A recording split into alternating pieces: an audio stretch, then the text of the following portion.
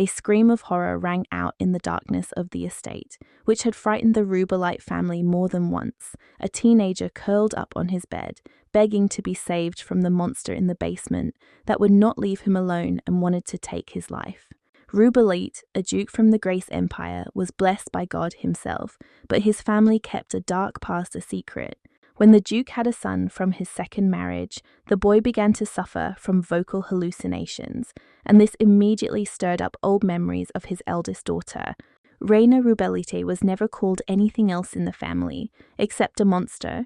The girl had been locked in a dungeon in the basement of the house since childhood.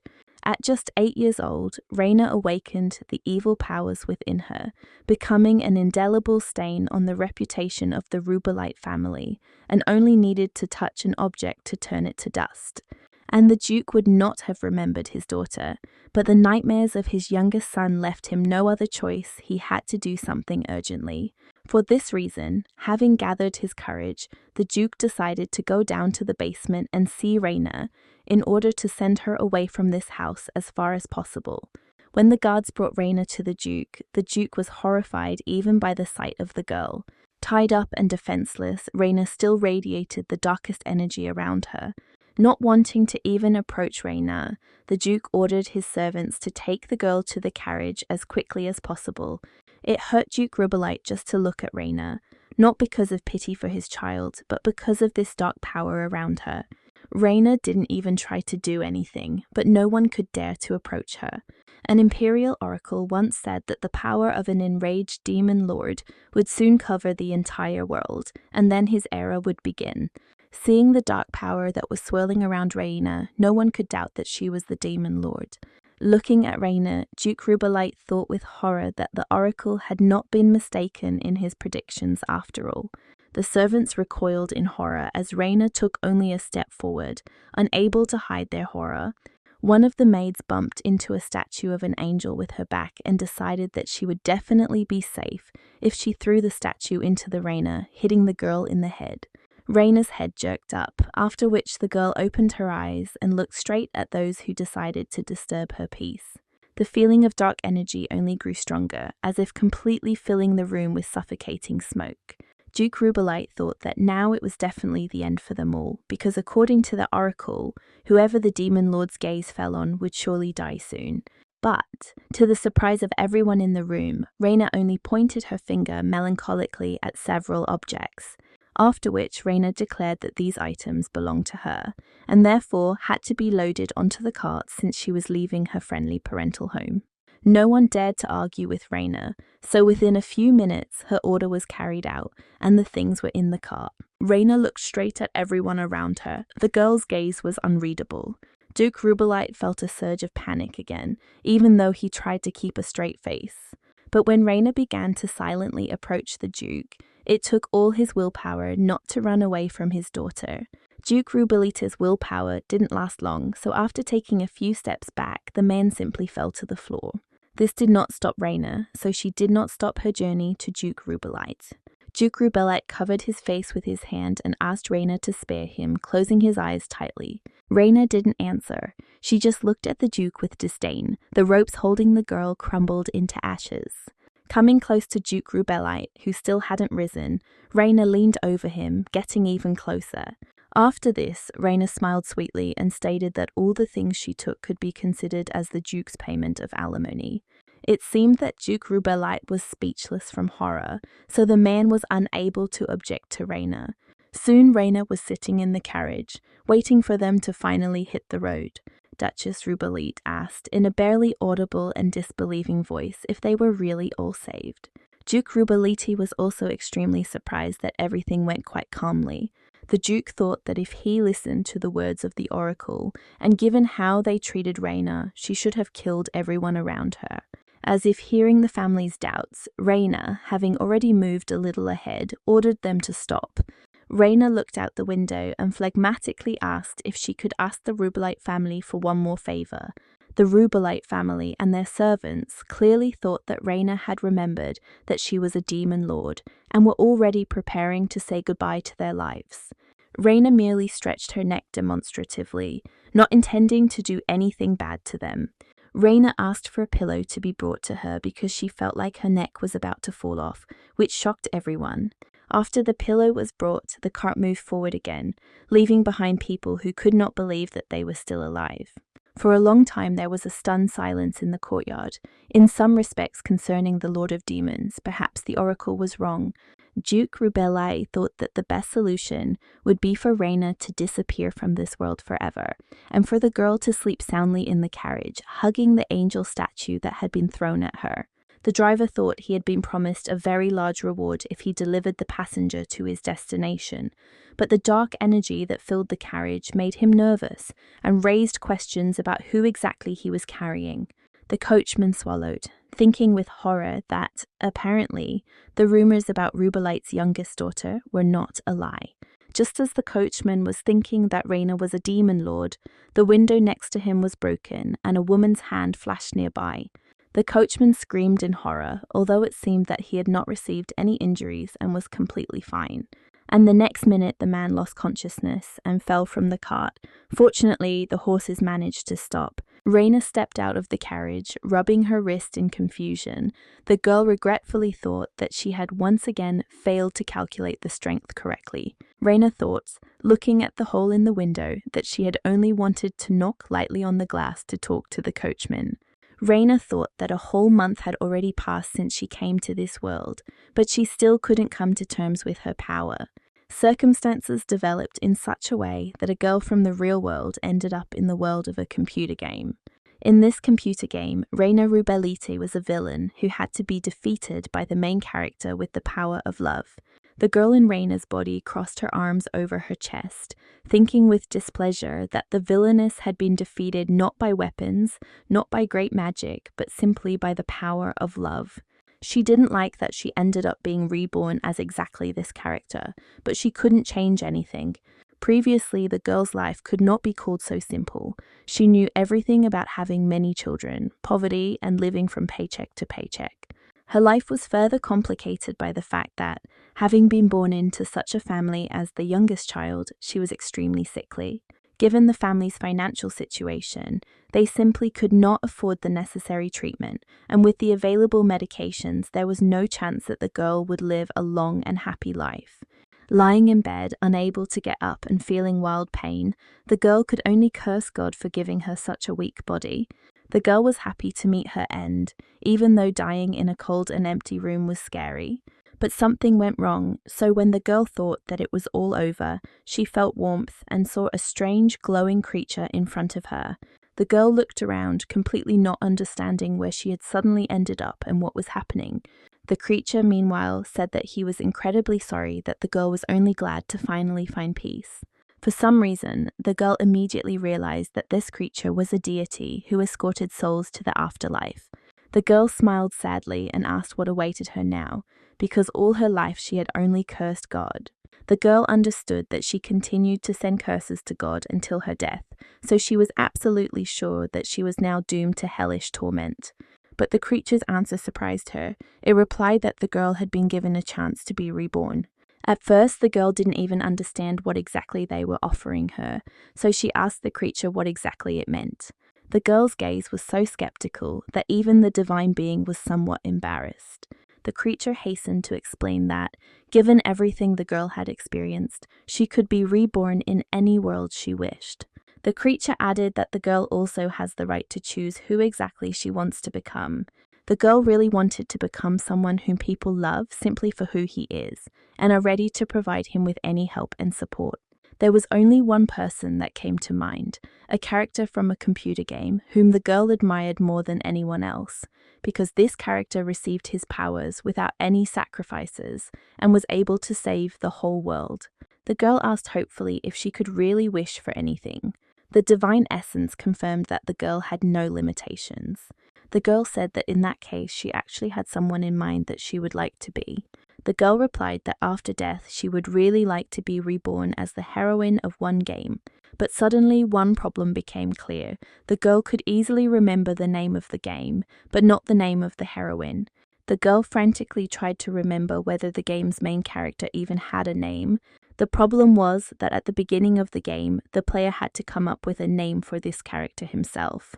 The girl was obviously nervous and wanted to clarify which heroine she meant by association with the main villain, Reina Rubalite. But when the girl named at least some name, the divine essence became happy and started the process of rebirth.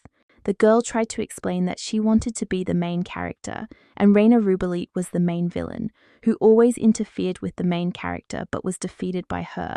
But it was already too late. The girl only heard that the divine entity heard her wish and expressed hope that the girl's new life would be free of adversity.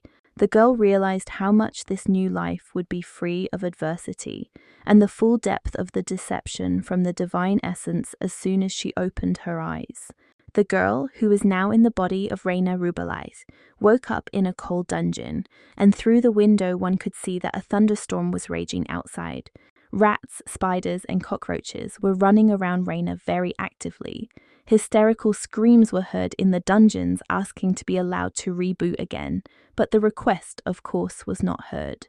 Reina thought that since she found herself in this particular character, she needed to figure out what was the best way to proceed. According to the game's plot, Reina was soon to leave her father's house, and the world was to be consumed by darkness, which the main character was to prevent. But Reina wasn't going to follow the plot. She saw it as more logical for herself to earn more money and move far away. Right now, her plan was in danger of failing, because the coachman still hadn't come to his senses. Reina screamed very loudly at the poor man so that he would finally come to his senses. Surprisingly, it helped. The coachman really did wake up, but the face he saw in front of him seemed like his worst nightmare. The man trembled, knelt before Reina, and begged her to spare him. Reina tried to explain as kindly as possible that he had done nothing wrong and that she was just worried about his well-being. And perhaps Reina didn't mean any harm, but the dark energy around her still scared the coachman to the point of trembling, so he began to apologize for making her worry. Reina was confused for a second and didn't know what to answer. It was unusual for the girl to be treated this way by those around her. Realizing that she would not be able to calm the coachman down, the girl asked him to simply get into the carriage and continue on his way. Reina looked tiredly out the window, trees, and more trees rushing past. Tired of the monotony, Reina looked out the window and asked impatiently how much longer they had to drive. The coachman replied with a trembling voice that they would arrive at the teleportation stone very soon. Reina thought with some sadness that this stone was only used by the highest aristocracy and members of the ruling country, but in her case, it simply meant that the Duke was too eager to get rid of her. On the one hand, Duke Rubalite could be understood, since his daughter turned out to be a demon lord. But on the other hand, it was wild for the girl in Reina's body to realize that this man felt no affection for his daughter at all. They really did arrive at the shining knowledge very quickly. Seeing the letter from the Duke, the guards let the cart through to the teleportation stone without any questions. Reina looked out the window in fascination. Only now did she truly understand that she had entered the world of the game, where magic existed. The light from the teleportation stone was blinding, so when the priests announced that they were beginning the process, Reina closed her eyes tightly. Less than a minute later, they found themselves in a snowy area, although it was still summer in their native estate. Ahead was visible the estate that Reina planned to make her cozy nest, but the appearance of the estate was depressing. Reina asked if they were sure they were in the right place. The coachman double-checked the address and confirmed that they were exactly where they needed to be. The north of the empire, the Duchy of Wintersnow, during the founding of the country, the emperor granted the first duke these northern lands teeming with monsters, as well as the burden of protecting the Grace Empire, a family that has been practicing the craft of war for generations. These are the defenders of the north, the people of Wintersnow. But the demon lord, fearing this power, placed a curse on the ducal family. Countless hordes of monsters then filled the north, taking the lives of even the Duke and Duchess. And in the midst of this chaos, a successor to a mighty force, Rostin Wintersnow, survived. The oracle predicted that after 1,000 years, the demon lord would attempt to conquer the north again, and the Duke's family would be the first victims. The archbishop expressed his condolences to Rostin regarding the church's inability to stop the demon lord. the church gave Rosten the order to continue to protect and defend the northern lands. The strange thing was that although everyone was talking about the demon lord, his existence was not confirmed. No one had seen or heard him. People were not sure that he would ever appear on their lands. Therefore, the only one who suffered from the demon lord's forces was Rosten. Fear, however, did not leave people alone, because the oracle had never been wrong before. Rosten was writing another report to the church when an alarmed servant burst into his office. The servant declared that the prophecy that everyone feared so much had begun to come true. A crowd of monsters gathered at a mansion near the abyss, northwest of Rosten's estate.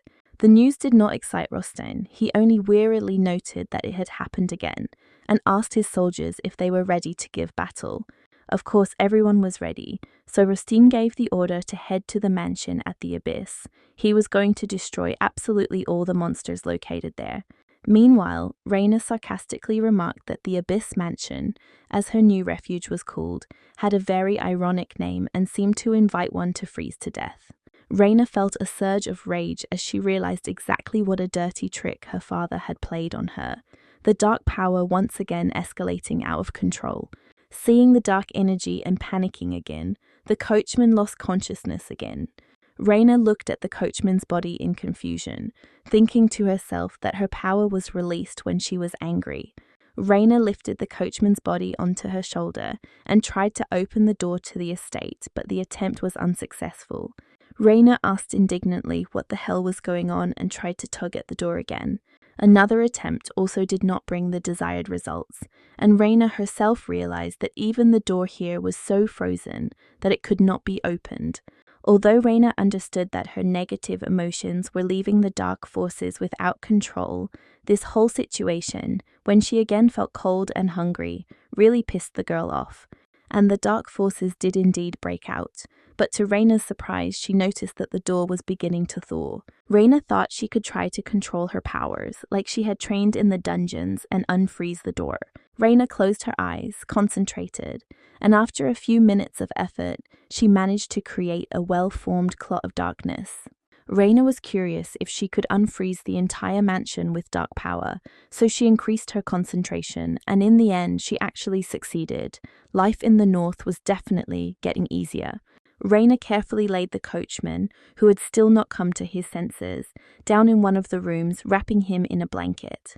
Reina would really like to establish at least some semblance of friendly communication with him, because it would be really hard here alone. Without waiting for the coachman to wake up, Reina walked through the estate and filled the entire building with dark energy that radiated warmth. As Reina took a hot bath, she thought that things weren't so bad after all. Reina was also lucky in that the estate had enough food supplies, albeit frozen. But there was one more little thing about this estate that made Reina very happy. It turned out that there were a lot of dresses here. Although they were not quite in her style, they were beautiful. Reina put on her dress and jewelry, relieved that she could no longer be mistaken for a beggar. When the coachman came to his senses, he went in search of Reina to ask her to let him go home. The man was trembling, turning pale, but was still completely confident in his decision to leave this place. The man explained that his young daughter and elderly wife were waiting for him, so he had to return. Reina, who knew the plot of the game and the subsequent actions of Duke Rubelite, did not want to let the coachman go. In the game, Duke Rubelite killed absolutely all the servants who saw Reina's power in order to avoid negative consequences. For this reason, even if the coachman had managed to make his way through the snowy north, he would have ended up killed by the Duke. Reina folded her arms across her chest, wondering what she could do in this situation, especially considering that the Duke might have already killed the man's family. Reina eventually apologized, but firmly replied that the coachman would not be able to return home. When the coachman asked in surprise about the reasons for such a decision, Reina replied that she would not be able to manage such a huge estate without servants. Reina stated that the coachman was now obliged to take care of her until she found someone else. Reina said that the payment for such services would be very generous and turned her attention to the statue made of pure gold. Dark energy burst out, enveloped the statue, and eventually the golden hand fell right in front of the coachman. The coachman took the part of the statue in his hands, trembling with fear and disbelief. Reina asked if such a payment would be too small. Without receiving an answer, Reina said that the coachman could take food on the first floor, and she needed to continue exploring the mansion, after which the girl left the room. Reina did not see the admiring look the coachman gave her. The man did not even hope to stay alive, but in the end he got a job with decent pay, because of which he decided that he would consider this girl his mistress, whoever she was. Reina, meanwhile, went out into the snowy courtyard, which was not as warm as the estate, but still did not kill with cold. On the ground, Reina noticed something strange, something white that almost blended with the snow. Reina tried to take a closer look, but she didn't understand what exactly she was seeing in front of her. It seemed to her that it could just be a snowball or maybe a rabbit. Meanwhile, at the Rubelite estate, the Duke was gnawing his finger from excitement over everything that had happened. Duke Rubelite was absolutely certain that his daughter, Reina, would become a demon lord. The Duke was worried that if something like this happened, the saint would definitely save the world. But even if the world is saved, the reputation of the Rubelite family will be beyond saving. The Duke slammed his hands on the table and thought that he could not allow something like this to happen.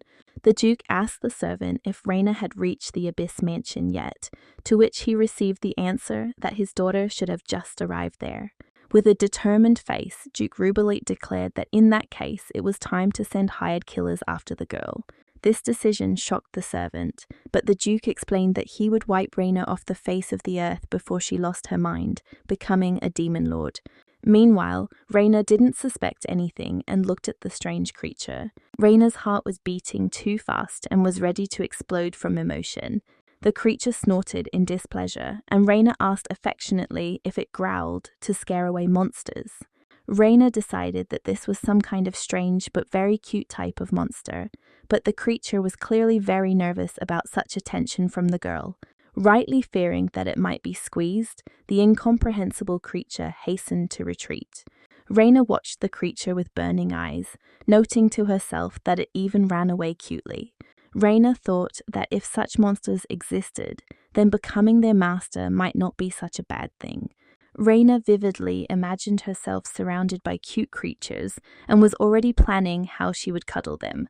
In her dreams, Reina didn't notice a stranger approaching from behind.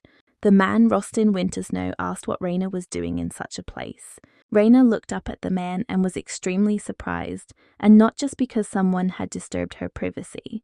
Reina was surprised that she suddenly met a character she had not seen in the game, and who struck her with his beauty. Reina even thought that an inner light was emanating from him, but Rostin's next words shattered all the girl's positive impressions. Rostin stated that there were too many monsters in the area, so Reina was obliged to leave the Abyss Mansion immediately. Reina indignantly declared that Rostin had gone completely insolent, since he came into someone else's yard and ordered them to get out of there. Reina stated that she had only just gotten her own call, so the offer to leave was completely untimely. Rostin looked at Reina in bewilderment, not understanding how he should react to the girl's refusal to obey. Reina stated that the Abyss Mansion was her property, so Rostin should have cleaned it up himself.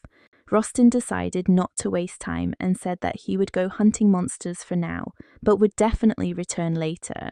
Reina replied that she would stay in the mansion in any case, and would not go anywhere, even if Rostin wanted it so much.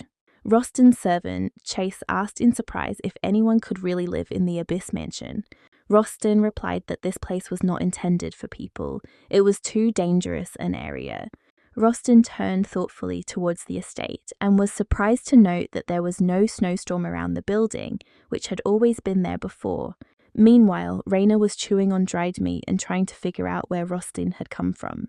Rostin's appearance clearly corresponded to some very important character, but Reina couldn't remember him in the game. Reina covered her head with her hands, worried that Rostin had ordered her to leave. Reina wanted to gain financial independence and spend her entire youth in this estate, so such words really bothered her. And the excitement was not in vain. Soon Chase appeared on the threshold with a paper stating that the ownership of the Abyss Mansion had been transferred to Rostin. For this reason, Rostin had every right to demand that outsiders leave his territory. Raina was shocked but stubbornly replied that she would not leave the house that she already considered hers, and Chase conveyed her words to Rostin. Rostin was surprised and asked again if Chase was sure that was exactly what he had been told. Chase replied that Raina had indeed refused to leave the mansion, plus it turned out that she was the youngest daughter of the Rubelite family, so they couldn't throw her out into the street. Rostin sighed tiredly and said that soon monsters would appear on the territory of the mansion.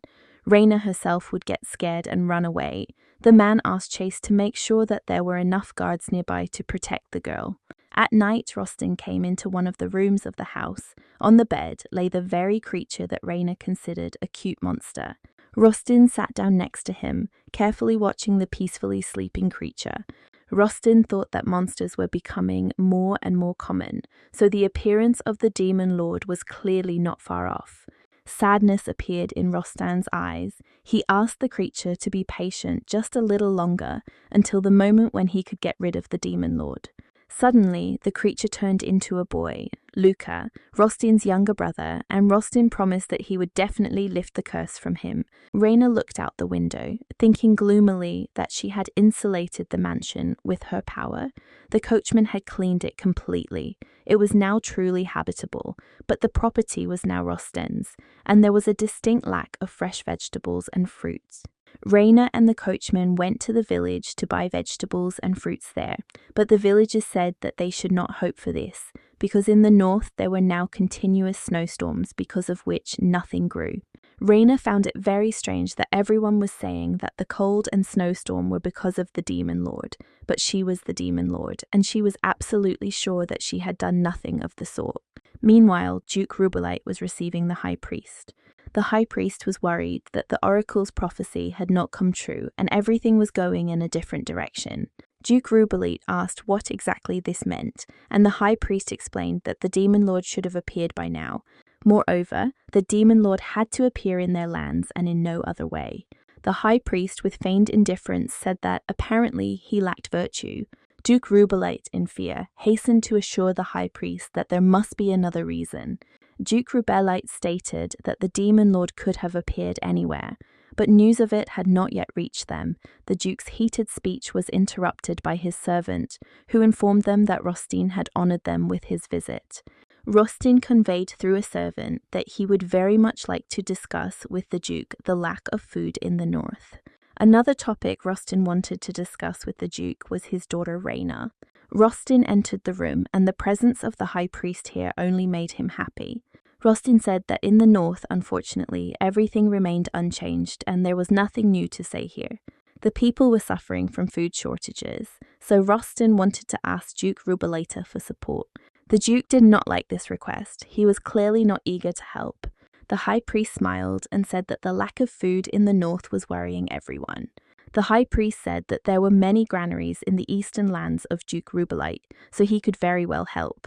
The duke could not refuse the high priest, and Rostin said that he would also like to talk about one very important thing. Rostin explained that the snowstorms that raged in the north were very strange. Rostin said that these blizzards are very harmful to the inhabitants of the north, so it would be nice to find a way to stop them.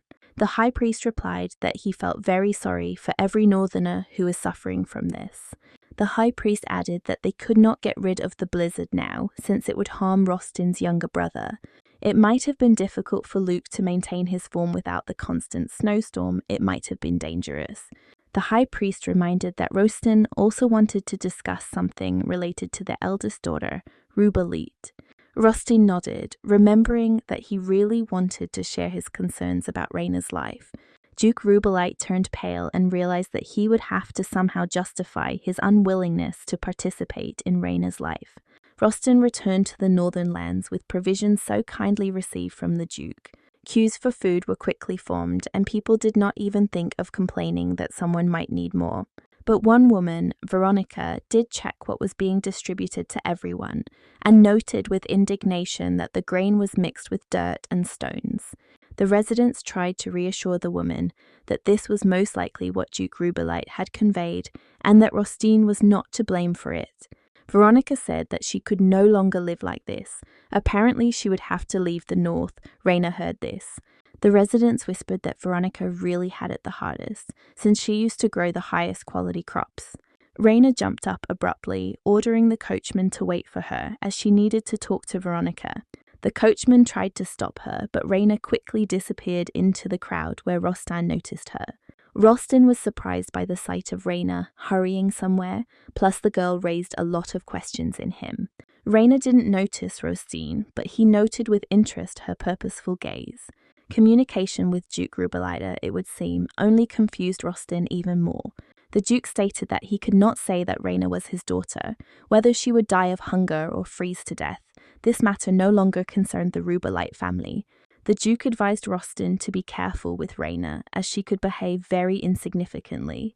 Watching Raina run away, Rostin wondered why the Duke could say such a thing about his daughter, calling her vicious and evil. And Raina almost caught up with Veronica.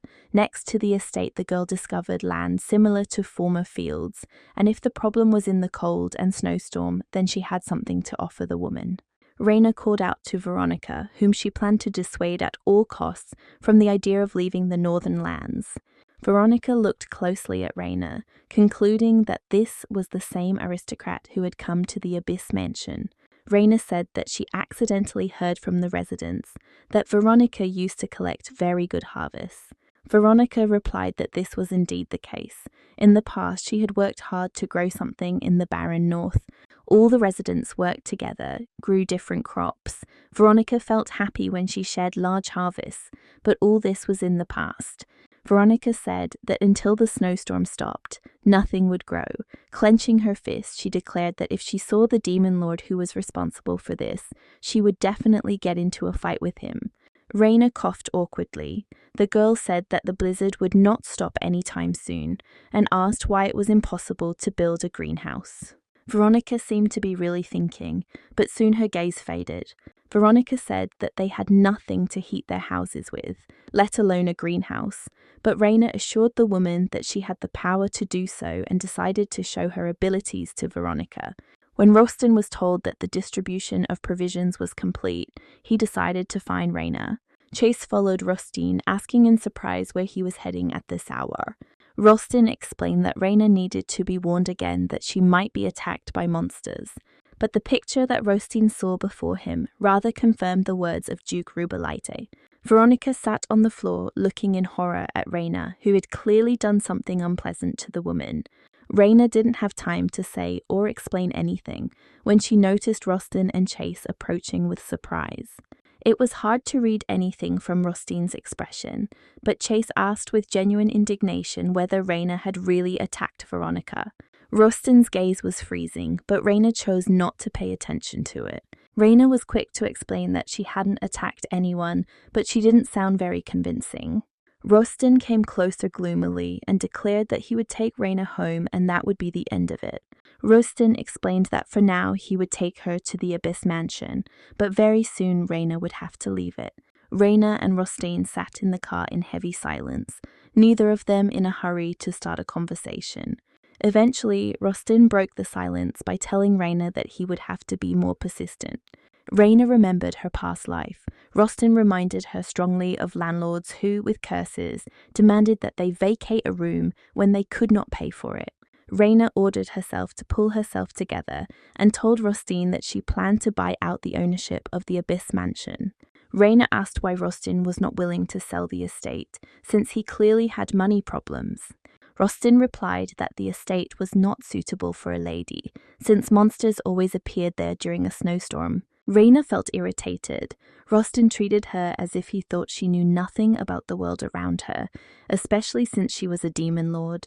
Raina tried to smile sweetly and said that she believed that a saint would appear and save the whole world from monsters. Raina said that she believed in the saint, but Rostin replied that he didn't believe in her at all. This surprised Raina. It was very strange for her that in the game world there was someone who did not believe in the main character.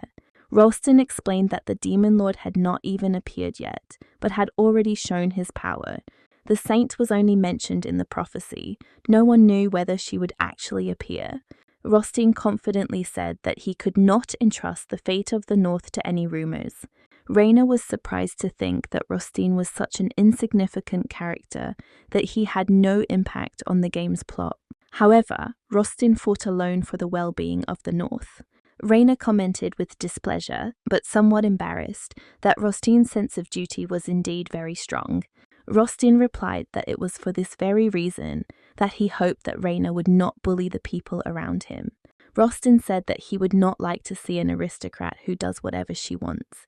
This statement surprised Raina very much. She again tried to say that she had not mocked Veronica at all. But this time too, Raina was interrupted. Very strange sounds were heard near the cart. Raina asked worriedly what it was. She thought she heard someone jump onto the roof of the cart. And unfortunately, Raina didn't imagine it. There really was an unfamiliar man on the cart. The coachman turned around in fear, deciding to check what had happened, but did not stop. Chase, who was following alongside the cart, was also extremely surprised that they suddenly found themselves surrounded. The cart was surrounded, and strangers also appeared in front, which is why the cart had to be stopped. Men who looked more like bandits drove up to the coachman, and the man asked with a stutter what he was supposed to understand by this. The robber replied that they needed a woman, and Rostin hastened to draw his sword from its sheath. The robber continued and said that the woman had silver hair and reddish eyes, and if she was handed over to them, then everyone would leave alive. But no matter how Rostin felt about Raina, he did not give the girl to the bandits, so the fight began. Chase tried to strike, but the robber threw him to the ground, thus taking him out of the game. The robber wanted to finish off Chase, but Rostin jumped out of the car and did not let him do it. He threw his opponent back with air magic, which greatly surprised everyone present. The bandits never expected that the Duke of the North would accompany the girl they needed to kidnap. Rostin calmly examined the attackers, trying to understand who could have sent them and why. The situation seemed strange to Rostin. A whole group of mercenaries had been sent after Raina. Not only was the number of mercenaries too large, they all looked experienced. And there really were too many of them. One controlled the coachman. The rest surrounded Rostin and Chase, having managed to defeat the rest of the soldiers. Rostin involuntarily wondered whether it really took so many people to kidnap a simple girl. The mercenaries, meanwhile, were also confused. Rostin's appearance created confusion. Rostin ordered them to drop their weapons and surrender. Otherwise, he said the mercenaries would face immediate execution. But another person from the mercenaries' side intervened in the events. Suddenly, a magician appeared, who ordered the mercenaries to detain Rostin, and he himself intended to deal with Raina. The appearance of the magician shocked Rostin. He noted to himself that the man had clearly been hiding under an invisibility spell before. The magician didn't give time to figure out the situation and began to read the spell. Daggers flew at the cart. Rostin didn't even notice at first, busy with the fact that he was being attacked by inspired mercenaries. The daggers were getting closer, and there was no way to escape them at all. The risk of death was great. Rostin noticed the danger only when it was too late and his life was on the brink of death. All Rostin could do was shout for Raina to be careful, hoping that the girl would at least have time to duck. But as luck would have it, Raina didn't move and the daggers flew straight at her head. The glass of the carriage window clearly could not have become any serious obstacle for these daggers. But suddenly, from the darkness of the carriage, a flash of red appeared, although Raina had not moved from her place. The carriage was enveloped in dark energy, causing no harm to those nearby. However, the Major's attack was repelled as his daggers turned to dust in the energy. This was surprising to the magician, especially when his staff also crumbled right in his hands. Besides this, it somehow happened that all the robbers' clothes disappeared. Raina emerged from the carriage, shrouded in dark energy. No one dared to approach her. Rostin, looking at Raina, remembered that the demon lord possessed the power of the dark flame, which should not have left even ashes from the enemies. The robbers, meanwhile, were completely neutralized and disoriented. Rostin thought that Raina's flame looked very much like the dark flame, but everyone remained alive, only the clothes on the mercenaries and their weapons disappeared. And Raina decided to turn to Rostin and finally explain the situation with Veronica. The girl gloomily said that, although it seemed to him that she was mocking the woman, in fact she only showed her the power that she possessed.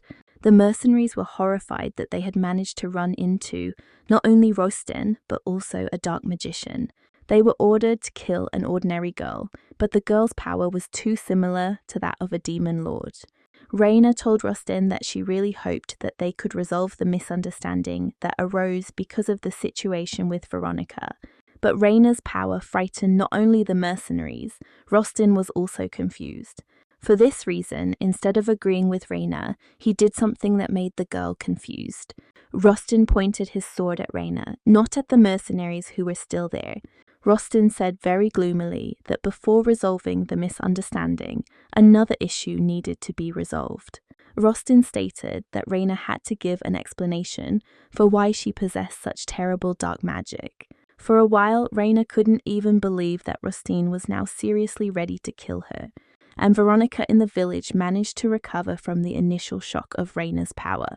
Veronica felt guilty for being so scared of Reina's power when the black flames engulfed her, even though they didn't cause any harm, just warmed her up. For this reason, Veronica saddled her horse and set off in search of Reina. The villagers were seriously afraid that Veronica had decided to leave the north. But one of the women explained that Veronica was not going anywhere. She just needed to meet the crazy lady from the Abyss Mansion. Looking at Reina, Chase thought he understood perfectly well why she had become known as the Crazy Lady when she moved into the Abyss Mansion. But right now, engulfed in dark flames, Reina should rather be called a crazy demon lord. Reina was in no hurry to give an explanation, and Rostin was in no hurry to lower his sword. In a sense, Rostin was scared. He saw the manifestation of Reina's power, and it seemed limitless to him. Rostin thought it was very difficult for him to imagine the limits of her powers and the damage they could cause. Rostin asked why Reina approached Veronica, suggesting that she wanted to brainwash the woman and make her her subordinate. Reina didn't understand what was happening. What Rostin said seemed like nonsense to her, so the girl indignantly asked by what right Rostin interrogated her. Reina, still indignant, pointed her finger at the mercenaries and said that they should have been interrogated first. It seemed that the mercenaries had nowhere to go, especially in the cold lands of the north. But the magician suddenly ordered everyone to retreat, after which a pentagram appeared under each of the mercenaries. Apparently, it was a teleportation spell as the mercenaries actually began to disappear. Reina indignantly tried to turn Rostin's attention to the mercenaries, claiming that they were trying to escape. But Rostin only brought his sword closer to Reina's neck, not at all worried that there were fewer of them on the road. Rostin's gaze clearly told Reina that he didn't give a damn about the bandits or the girl's indignation. Rostin stated that in this world there are no people capable of controlling dark magic. It cannot be learned. It cannot be passed on. Reina looked down and asked, somewhat sadly, if that was why Rostin considered her a demon lord. Reina spread her arms out to the sides, pretending to be completely unarmed, and asked if Rostin thought so only because of magic. Reina thought to herself that Rostin was actually right, and she really was a demon lord, but the girl planned to deny everything until the end. Reina looked at Rostin pitifully and asked him to think about who was really the victim here. Reina said that regardless of whether she learned dark magic or not, she was attacked first. Rostin continued to look gloomily at Reina. Her words clearly did not impress him. The power Reina showed could clearly only belong to a demon lord. But Rostin could not deny that in this case, the demon lord was behaving extremely strangely. Rostin lowered his sword and said that he knew a way to make sure that Reina was not a demon lord. Rostin explained that his parents died from the curse of the demon lord, but he himself survived. Rostin sheathed his sword, gathering his thoughts and strength, and then shocked Reina again. Rostin demanded to attack him, while remaining completely unarmed. Rostin explained that he had already felt the effects of the demon lord's power. For this reason, Rostin could very well determine from the power directed at him whether Reina was truly a demon lord. Reina was reluctant to attack, rightly fearing that something might go wrong. The next second, Reina heard in her head an urgent order to kill Rostin, and thought that this could be a great opportunity to get rid of the pretender to the Abyss Mansion. And Reina almost agreed to attack Rostin, but the coachman suddenly ran forward, covering the girl with himself. The coachman stated that there had been some misunderstanding, and the man admitted that Reina's strength could be frightening. However, the coachman explained that it was only with the help of this frightening power that Reina kept the mansion warm and heated the water. The coachman said that even if Reina really was a demon lord, she couldn't be blamed for it. The coachman said that the main thing is that Reina is very kind and responsive. Reina leaned gloomily over the coachman and asked if he too really thought she was a demon lord. By this time, a very surprised Veronica had arrived at the cart, seeing traces of a battle but not understanding what could have happened here. And in the mansion of Duke Rubelite, all the mercenaries sent to search for Reina were killed. The servant who killed them all said that the mercenaries were finished, but the magician managed to escape. Duke Rubelite seemed not to hear his servant. He bit his nail and muttered that a few mercenaries were not enough. It was necessary to send an entire army. The servant said that if they couldn't find the magician quickly, rumors might spread, and hearing this, the Duke perked up. Duke Rubelite jumped up from his chair and declared that rumors were exactly what they needed.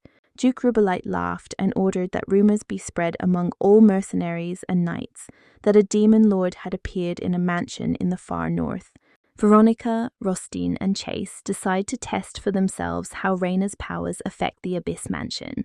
The misunderstanding about the bullying of Veronica was resolved after the woman herself explained everything to Rostine.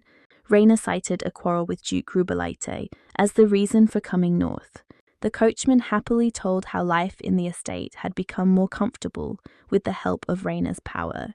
Instant water heating and a constant room temperature of no less than 24 degrees could not fail to please.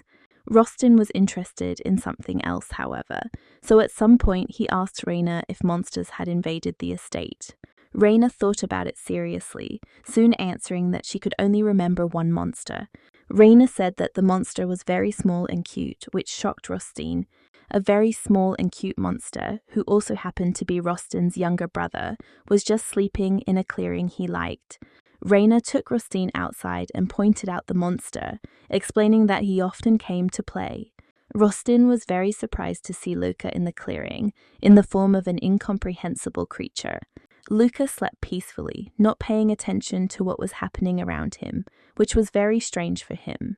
Meanwhile, the high priest was still worried that the oracle was wrong.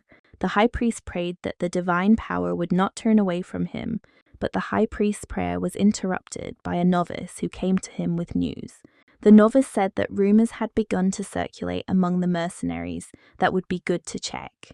The high priest asked what kind of rumors they were, and the novice replied that they said that a demon lord had appeared in the far north. The news came as a surprise to the high priest, and he couldn't even hide his surprise. The high priest said that these rumors were different from what the prophecy said, but it would not hurt to check them. Meanwhile, Reina stroked Luca and explained with a smile that this monster was apparently warm in this clearing. Reina told Rostine that this creature was a proof that even monsters could be cute. Rostine preferred to remain silent, not answering anything, because he was too surprised. After the curse, Luca's body turned into snow, however. For some reason, it did not melt next to Reina, although it was very warm outside next to her. Rostine noted that Reina had an amazing ability to share warmth without harming Luca's snow body. Rostine thought for a moment, then made a decision for himself and called out to Reina. Rostine suddenly attacked Reina, sending a blast of air towards the girl with his sword. Reina didn't move from her place, although she turned to Rostine and didn't look scared. The air vortex passed by, causing discomfort but no harm. Reina looked at Rostine in surprise, not quite understanding what had come over him and why he had done this. Rostine watched Reina with narrowed eyes, carefully monitoring her reaction. When the wind died down, Rostine said that although he had no intention of killing, Reina might still reflexively counterattack him. Reina rose from her squatting position, asking with displeasure why Rostine needed this.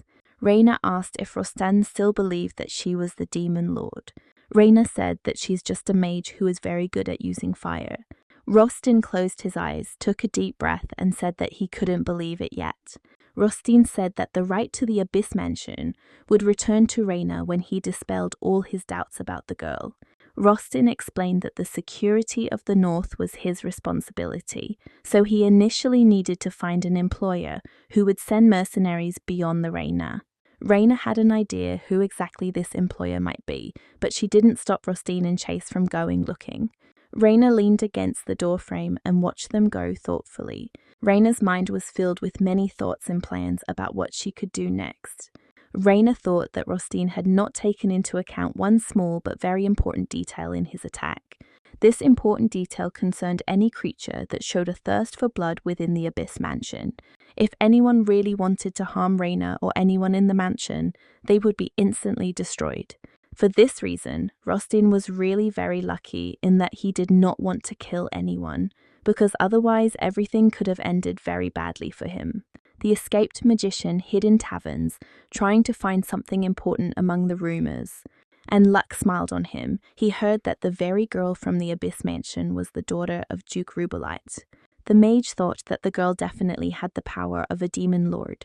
So since the Rubalite family was trying to sever ties with their daughter for this very reason, he could very well make good money from this information. Reina didn't know what was happening in her hometown. She and Veronica were trying to implement their idea with the greenhouse. Using her power, Reina adjusted the temperature in the greenhouse to a level that Veronica deemed suitable for growing certain plants. Reina was genuinely proud of herself and was brimming with hope that everything would work out for them. Veronica wondered if the dark power could really only belong to the demon lord. Veronica also hoped that they would be able to grow at least something, but Reina's strength still scared her. Veronica thought that it might be that Reina might just have a similar power. It seemed to Veronica that a person who wanted to grow plants simply couldn't be bad. The high priest stood at the window and looked attentively at how peacefully the city lived. This did not fit with what was supposed to be, because already now this world should have gradually plunged into darkness. It should have been engulfed in screams and flames. Chaos should have reigned all around. The demon lord was supposed to cover the earth with black fire immediately after his appearance. The high priest was surprised that everything was so peaceful. He was interested to know what went wrong. The high priest's thoughts were interrupted by a novice who brought with him someone who wanted to share information. The high priest turned around, giving the man a not very kind look, and the man said that he had met the demon lord in the north. The man, who turned out to be the magician, fell to his knees and said that he would be very glad to receive a blessing. And with growing plants, a sudden problem arose. As soon as Veronica planted anything, the sprout immediately died. Veronica was upset. She didn't understand what she was doing wrong because she had created all the necessary conditions. Reina was also sad because she could just guess what was causing the plants to immediately lose their vitality. Reina clenched her fists and looked down. The girl asked herself mentally if it could be blamed on the fact that her power was originally evil. Reina felt another presence in her head again, just like when she was ready to try to kill Rostin. The voice said that she had understood everything correctly, and she should come to her senses and use the power for what it was originally intended for. It said that anything other than destroying the world was useless. Veronica, unaware of what was happening to Reina, said that she saw a long line on the way to the Abyss Mansion. Tired, frozen, and hungry people were leaving the north, and Veronica could do nothing about it. The atmosphere in the greenhouse became very gloomy, although Reina managed to overcome her inner voice. Veronica collected her thoughts and said that Reina shouldn't pay her for anything. This surprised Reina. She didn't understand why Veronica suddenly started talking about this. Veronica looked at Reina hopefully and asked her not to say that Reina wanted to give up. Veronica asked Reina to help them all for the sake of the North and for the sake of the life they were trying to grow. Reina clenched her fists and thought that she had never intended to give up, though not entirely for the sake of the Northerners. Immediately after this, Reina suddenly remembered that her power did not always bring destruction. Reina realized that she had used her power on living beings as well. Perhaps the key to success was that the heart had to be calm and full of good intentions. Reina touched the greenhouse door with her hands, saying that she wasn't sure what benefit the plants they would grow here would bring, but she wanted to try again, and then Reina filled the greenhouse with her energy again. Meanwhile, the magician managed to tell the high priest that he saw the duke's daughter, Rubalite, who turned out to be the lord of demons. The magician revealed that Duke Rubelite had hidden Reina's identity and had deliberately hidden her in the north. The high priest asked melancholically if the magician could name the supposed demon lord again. The mage stated that the girl's name was Reina Rubelite, and the power she displayed was definitely that of a demon lord. Reina's second attempt was successful. The seedlings they planted survived. Reina was happy. She was really happy that her power was able to help. Veronica also looked with pride at the fruits of their labors. The woman once again thought that Reina could not be evil. Veronica looked at the walls of the greenhouse, engulfed in dark flames. Veronica thought that the girl who had the dark power ended up using it to give life to plants. For Veronica, this was strong evidence that Reina was not a demon lord, but the high priest's smile when thinking about Reina was very far from kind. And the coachman was in a very good mood. He finally received a letter from his wife and daughter. The coachman hastened to share this news with Reina, explaining that his family had not been able to answer him earlier because they were in the capital.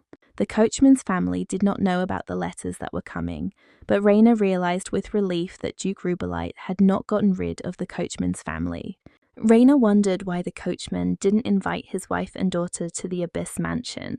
Reina said that it would be good for the coachman to live in the estate with his family, so the girl almost ordered him to invite them. Tears welled up in the coachman's eyes. The man was very touched by such concern on Reina's part, for which he hastened to thank her.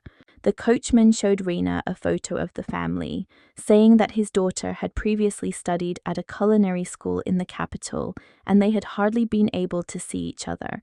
Kucha said that his daughter had always been mature and sincere, so he did not have to worry about her.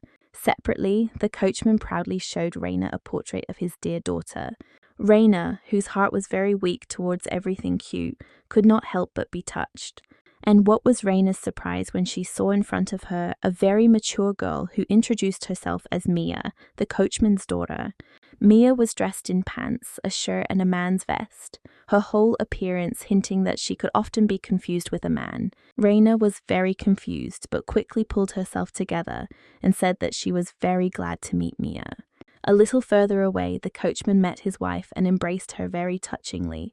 The coachman said that he was very worried and suggested that they never be separated again, especially for a long time. The couple kissed, and Mia, who turned around to look at them at that moment, felt awkward.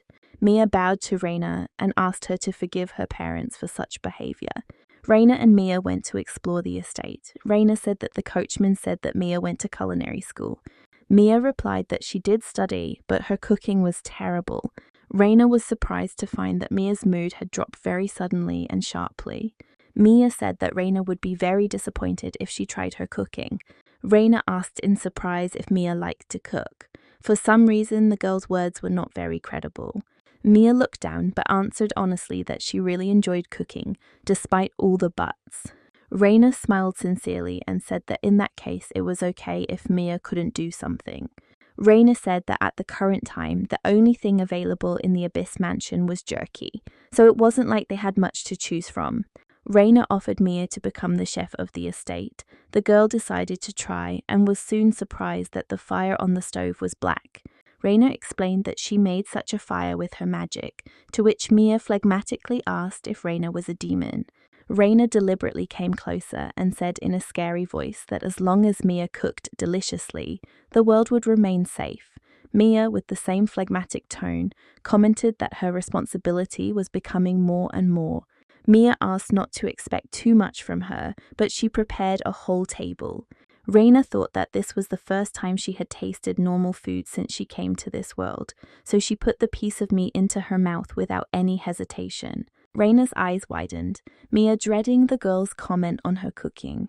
But there were no comments. Reina just quickly tried to eat everything that was on the table. Reina thought that she had never eaten anything more delicious in her life than what Mia had just prepared. Mia was worried. She misinterpreted Reina's silence, so she asked if things were really that bad. Mia said that she couldn't cook anything better with her womanly hands, which shocked Reina, who asked what exactly Mia meant. Reina even jumped up from the table, asking what exactly Mia had heard in her culinary school, because what was prepared was incredibly delicious. Mia couldn't answer Reina. The girl was too confused. The next second, Mia turned around and wanted to leave, but Chase's voice was heard. Chase said that Raina was right, and that Mia's cooking was beyond praise, and even tears flowed from the man's eyes. Raina was interested in where Chase came from and why he was eating in their dining room, but Raina couldn't think about it for long because she saw that Mia was shaking. The next second, it became clear that Mia was crying. The girl explained that it was the first time she heard such warm words. In the town where Mia grew up, they said that women's hands could never prepare a noble dish. These words enraged Raina. The girl exclaimed that this was all absolute nonsense. Raina grabbed Mia firmly by the shoulders and asked her to listen to her very carefully. Raina said that in this estate, Mia could cook anything she wanted. All she had to do was tell her what ingredients she needed. There were tears in Mia's eyes. The girl now very much reminded her of her father. Mia tried to calm down, but she could only repeat over and over again that she was very grateful to Raina. Chase didn't waste any time, and little by little, everything that Mia had prepared disappeared into his mouth. But the magician who came to the high priest in the hope of quick enrichment received something completely different from what he expected.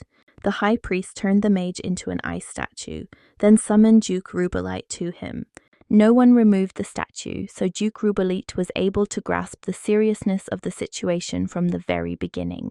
The high priest said that there were several things he would very much like to hear from the Duke. The high priest explained that all of these things were connected to one person, the Duke's daughter, Raina Rubalite. Meanwhile, Chase was reporting to Rostin about the situation at the estate, but clearly went in the wrong direction. With hearts in his eyes, Chase said that he was fed incredibly delicious food at the Abyss Mansion. Rustin sighed wearily and said that he had asked to report on things other than those, after which he let Chase go. Rustin thought with regret that he had tried his best to track down the escaped robbers, but had failed. The employer of these bandits wanted to deal with one single lady, but sent a group led by a magician. Rostin thought that in that case it was logical if the employer knew exactly what kind of power Raina possessed. And Chase, with a happy smile, carried bags in the greenhouse, not even waiting to be asked to do so. Raina watched Chase with great surprise, realizing that this was not what he had been sent to the estate for. Raina said that after a couple of tasty meals, Chase became quite a good worker. Raina shared with Veronica her doubts about Rostin sending Chase to help with the bags, but the woman replied that if the guy wanted it so much, then let him help. Veronica soon suggested going to an orphanage and cooking food from the harvest for children orphaned by monster attacks. The idea was received with great enthusiasm, so soon the coachman, Raina and Veronica were preparing soup for the children. A crowd of frozen children looked at the pot, but they did not try to push or cause any conflicts. Raina assured the children that there was enough food for everyone, so they could just stand in line. Suddenly, Raina noticed something in the crowd that made her freeze for a few seconds. Among the orphans stood a boy who stood out sharply from the crowd of other children. The boy did not look like a poor man. His clothes were too luxurious and clean. Veronica, however, recognized him immediately and clearly had nothing against him being there. Raina asked in surprise if Veronica knew this boy. Veronica explained that the whole North knew this boy because he was Luca. Veronica explained that this boy was Winter Snow's youngest son. At first, Raina didn't quite understand why everyone knew about the boy, but then her thought caught on a familiar surname. Raina asked in surprise if she had understood correctly that Luca was Rostin's younger brother. The children were soon fed and relaxed from the warmth that permeated the building of the orphanage. Luke entered the common room with Raina and observed the serene scene. Luca sadly said that the Winter Snow family was supposed to protect this land and thanked Raina for her help. Raina smiled awkwardly and said that she just couldn't turn a blind eye to the fact that everyone was starving. Luke said the North was not always such a difficult place for people to live. Luca added that the blizzard that was currently causing the Northerners to suffer was his fault. Raina looked at the boy in surprise. Luke explained that he had a very heavy curse on him, which is why the high priest had to cast such magic. Luca hugged himself and said that he constantly thinks about how the North is suffering because of him. Luca said that it was becoming more and more difficult for him to bear every day, and these words worried Raina. Reina crouched down to be on the same level as Luca and said that she didn't know what kind of curse the boy had, but she would definitely try to help him. Reina smiled and said that Luca could trust her because she was a very good magician. Luca looked down. He wanted to agree, but he just couldn't. Luca shook his head and said that Reina had already done enough for him, and that was enough. Reina looked at Luca in confusion. She couldn't remember when she could help this boy. Duke Rubelight's servant arrived in the north to force all the mercenaries who had been drawn there to leave. The people did not want to leave, but the man knew how to be convincing, so very soon he reported to the Duke that his order had been carried out. The servant said that several people had tried to disobey, for which they were immediately punished, but the Duke seemed not to hear him at all. The visit of the high priest horrified Duke Rubelite. His most terrible secret was revealed. The high priest said that he would not interrogate the Duke, but in return demanded that he obey any of his orders. The ice statue of the magician was a good motivation, so that the Duke would not have the desire to argue. The high priest's first order was to withdraw all mercenaries who had managed to arrive in the north. Duke Rubelite trembled as he recalled this conversation and mentally cursed the high priest. Duke Rubelite was extremely surprised and dismayed by the high priest's reaction to the fact that Reina might be a demon lord. The high priest was not scared. He was not angry. He just smiled happily. Duke Rubelite did not understand what games the high priest had suddenly started playing, and it frightened him. Reina managed to return to the Abyss Mansion, and walking through the garden, thought about how Lucas spoke as if they had met before. The next second, Reina heard a rustling sound in the grass, causing her to look down. That same strange but cute creature ran out to her, looking very, very carefully at Reina. Reina also studied the cute creature. Some kind of guess almost formed in her head, but the girl could not catch it. Veronica told Reina that Luca was cursed by a demon lord and could only return to his true form once a month. Veronica felt very sorry for Luca because of this curse, the boy could not enjoy his childhood normally. Reina thought that the strange creature, which she called B, at some point began to come every day. But every time, once a month, B would disappear somewhere and not appear until a certain moment. The guess in Reina's head finally formed. All the pieces of the puzzle fell into place.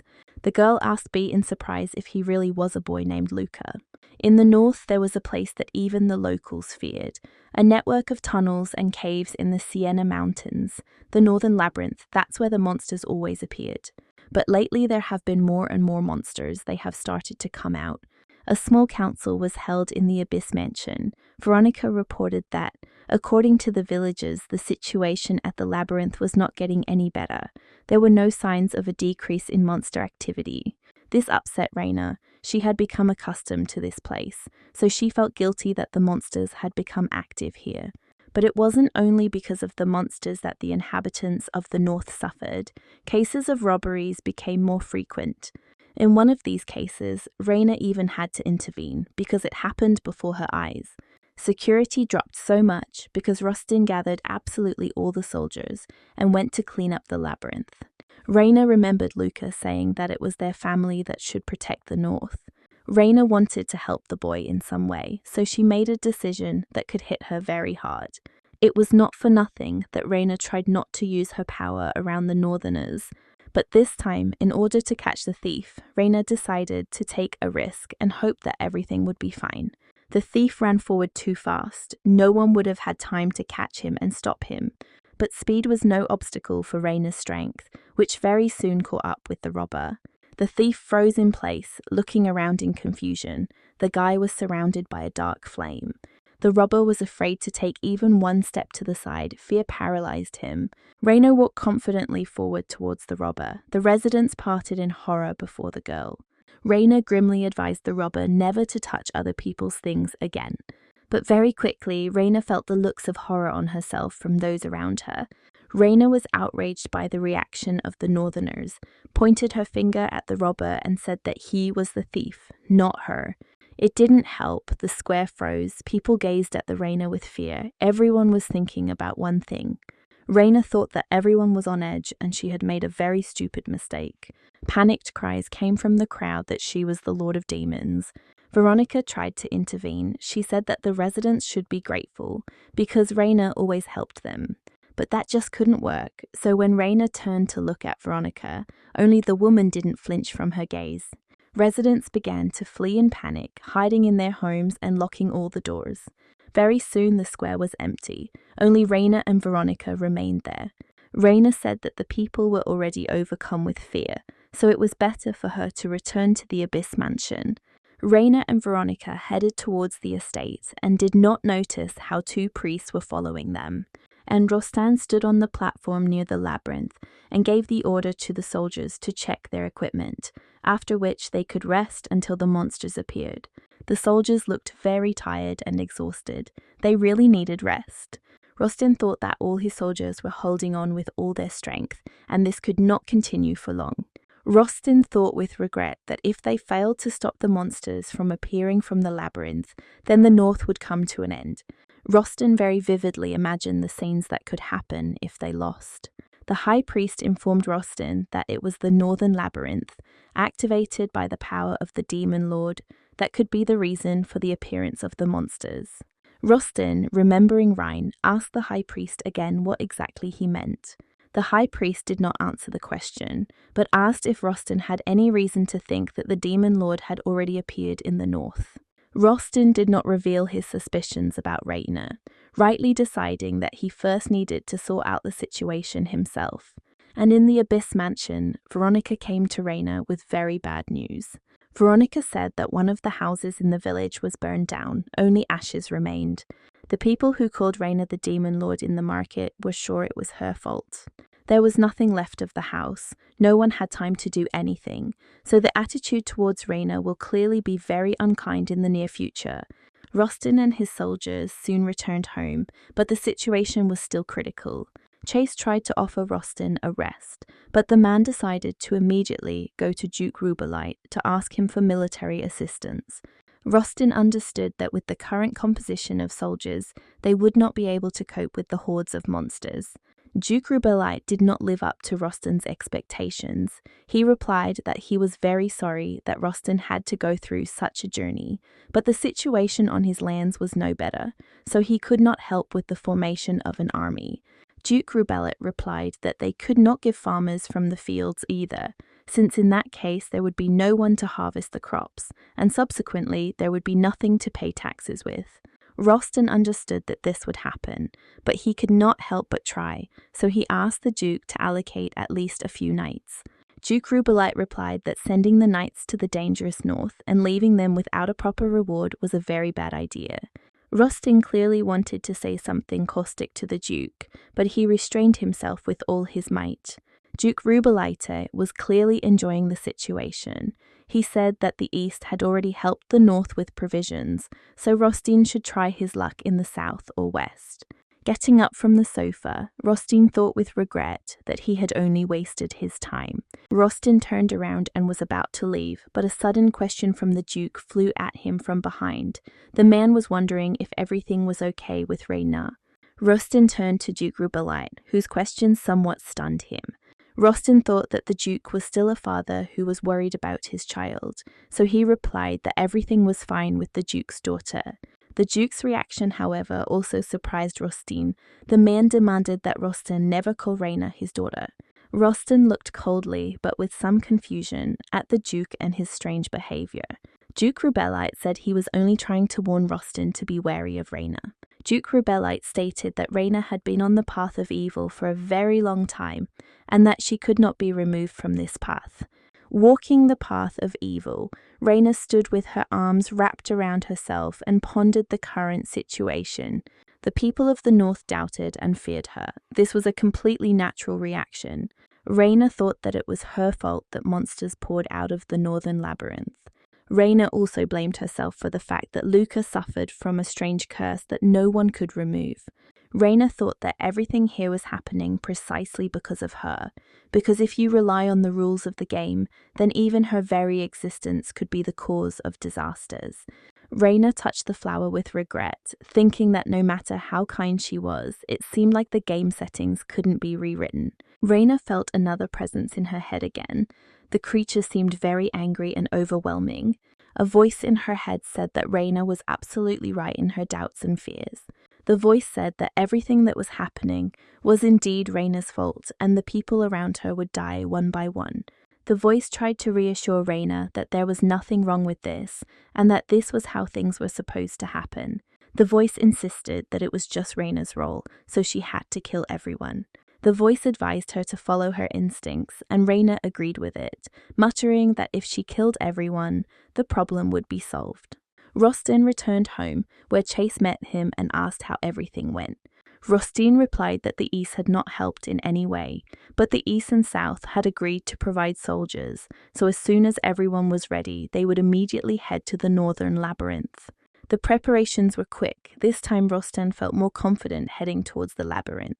Rostin thought that this time he managed to get help, but the man did not understand how he could stop all the monsters of the labyrinth and did not see a way to find a solution to this situation.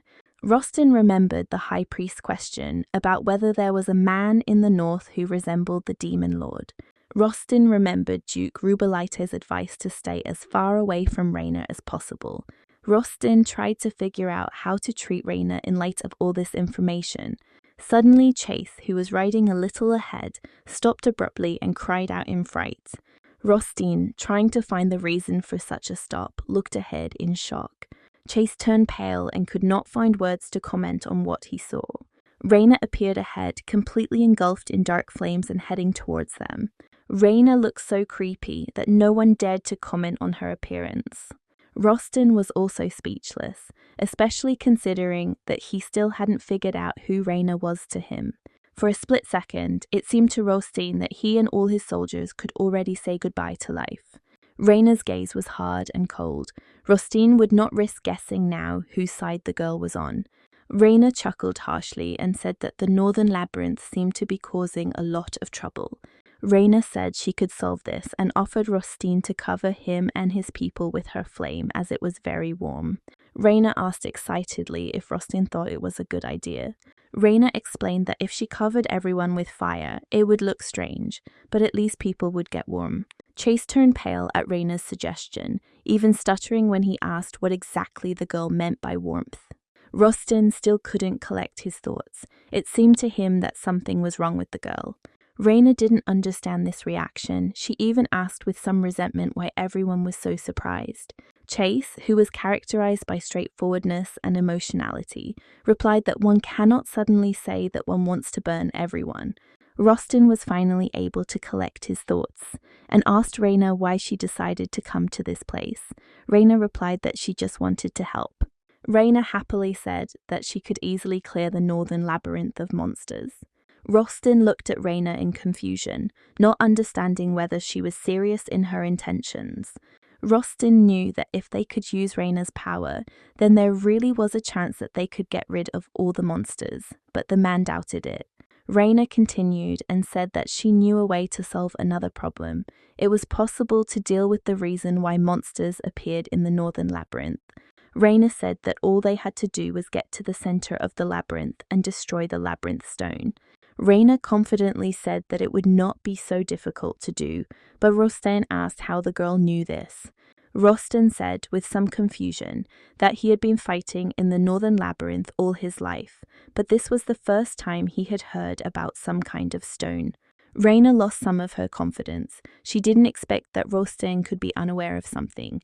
Reina herself knew about the stone because she cleared the Northern Labyrinth several times in the game, but she couldn't say anything about it. Reina hesitated for a moment, then answered hesitantly that there were rumors about this among the mages. Rostin clearly didn't believe Reina, thinking that such an explanation sounded too suspicious, like everything that concerned the girl. Rostin said that he had also heard several rumors that concerned Reina directly.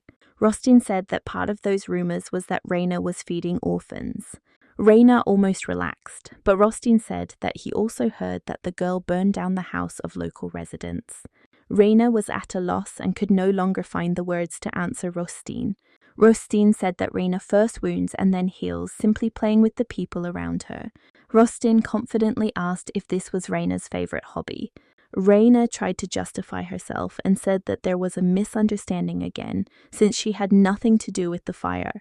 Rostin replied that even if that were true, he still couldn't allow himself to enter the Northern Labyrinth with a man who destroyed monsters with dark magic. Rostin explained that Reina's magic reminded him too much of the Demon Lord's magic. Rostin said that he had no way of predicting whether Reina would actually attack the monsters, or whether the monsters would attack Reina, so the man could not trust her. And the priests who were watching Reina and Veronica reported to the high priest that his order had been carried out. The priest said that the Northerners suspected Reina of starting the fire, which made the high priest very happy. The high priest thought that now the gears were finally turning in the right direction. The high priest resolutely approached the altar. He clearly wanted to finally start acting. The high priest extended his hands to the altar and said that he was very sorry for Rostin, but the mission was more important to him. Rostin Wintersnow was supposed to be the perfect sacrifice to bring a saint into this world. After Rostin refused her help, Reina chose to return to the Abyss Mansion. Rostin's words about not being able to trust her stuck in Reina's head and hurt her quite a bit. Veronica, who was eating with Reina, the coachman and his family, sighed and said that she was not sure she had the right to eat such food. Veronica explained that all the other residents were starving, but the coachman said that it was only their fault. The coachman explained that the Northerners themselves had refused Reina's help, so they now had to solve their problems on their own. The coachman was really angry that the residents still continued to suspect Reina of starting the fire. The coachman said that such accusations were absurd because the flames of Reina were black and ominous, not at all like the ordinary fire that burned down the house.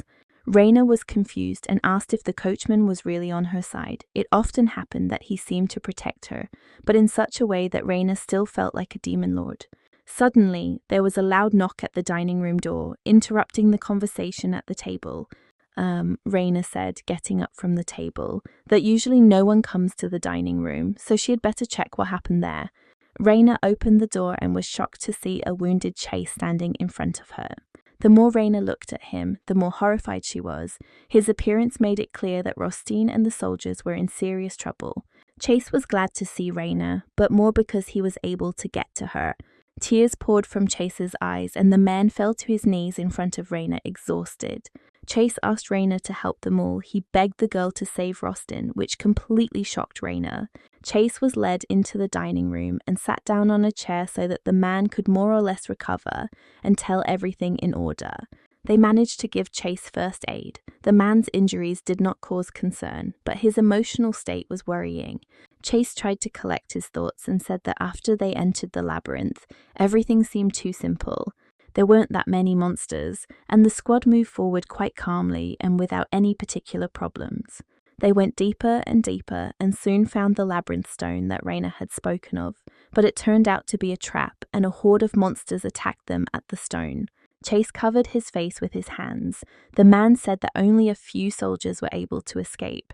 What was worse was that Rostin Wintersnow was still in the Northern Labyrinth. Reina couldn't believe what Chase was telling her. She blamed herself for not insisting on participating in the cleanup.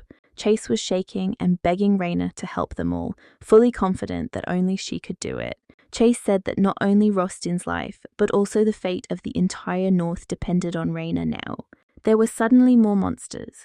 They were already going much further than before, which had never happened before. The soldiers guarding the garrison could only get rid of those who went too far. But the strength and hopes of the Northerners were quickly fading, although they continued to believe that at least someone would protect them. And unexpectedly for herself, Reina became such a person who fell into the Northern Labyrinth. While destroying the monsters around her, Reina asked herself out loud why she had agreed to save a stupid man who was always suspicious of her. Reina was still very bothered that she didn't remember Rostin as a game character. There were several major characters in the story that the saint interacted with, but Rostina was definitely not among them. Reina wondered why a hero who was not featured in the game had such a beautiful appearance. Reina chided herself for the fact that Rostin more than made up for his appearance with his character. Reina approached the door behind which, according to her memories, the labyrinth stone should have been located. Raina thought that Rostin must have been in this room, considering that she had already cleared the rest of the labyrinth. Meanwhile, a very dissatisfied crown prince appeared at the temple of the high priest, who seemed to be thirsting for someone's holy blood. The high priest approached the crown prince from behind and asked why he was looking for him. The look the crown prince gave the high priest was far from kind. The crown prince stated that he absolutely did not understand why. Knowing full well the terrible situation in the north, the high priest did not send his help there. The crown prince roughly grabbed the high priest by the chin, not allowing him to take his eyes off him. The crown prince stated that for 1,000 years there had never been any mistakes in the prophecies, and what was happening now was incomprehensible to him. The crown prince asked very gloomily if it was possible to suspect that the high priest had simply lost his spiritual power. The high priest responded to the crown prince with an equally gloomy look, which spoke louder than words. The high priest pushed the crown prince's hand away from his face and said that he was simply fulfilling the necessary conditions. In the northern labyrinth, Raina proudly entered the room with the labyrinth stone, but froze on the threshold in horror.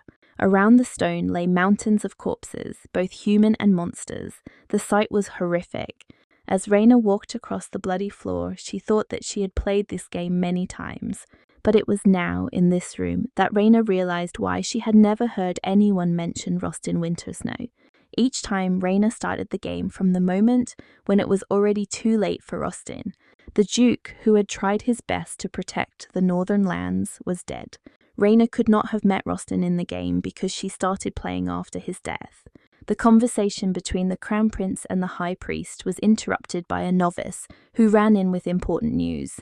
The novice exclaimed that the sacred altar suddenly began to shine as never before.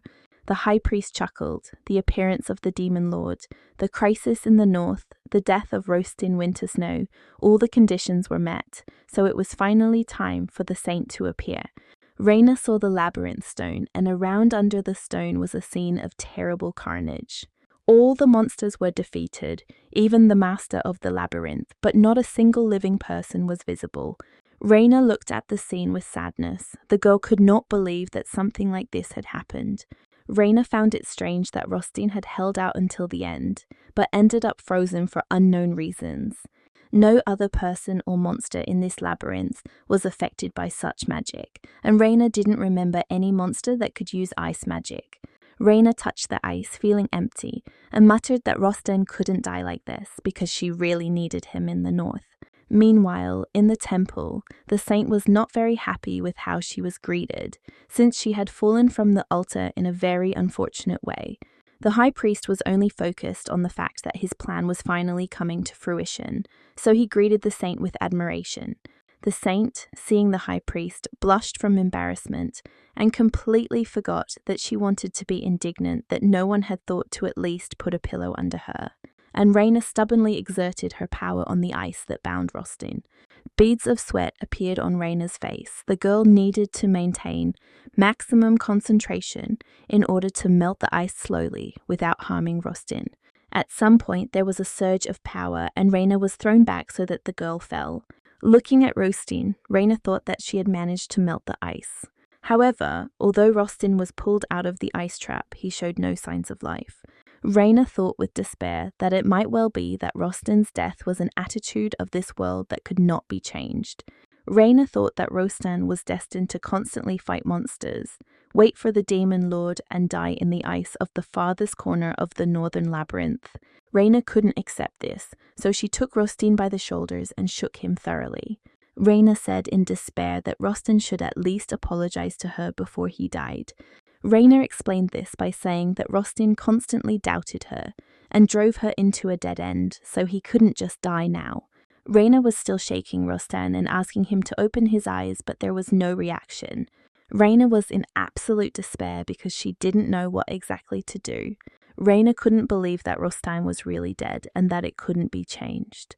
At some point, Raina shook Rostin's shoulders too hard, causing them both to fall to the ground by inertia. Raina found herself on Rostin, but was in no hurry to get up. She had neither the strength nor the desire. Touching Rostin, Raina thought that he was still very cold. Raina thought she had almost forgotten her previous life. She wondered if her parents were happy when she died. Raina sat up and thought that perhaps this was all her fault. Raina said that she very much hoped that Rostin had no regrets left, so his death would not be in vain and she herself would take on the care of the North. Raina promised to protect the North, which was Rostin's home and all the people there. Suddenly, strange footsteps were heard and Raina turned around sharply to see who exactly had come to this place. Meanwhile, the crown prince was talking to the high priest, asking if everything that was happening was his plan. The high priest replied that everything was God's will. Therefore, according to the prophecy, the saint would save the North and become a hero.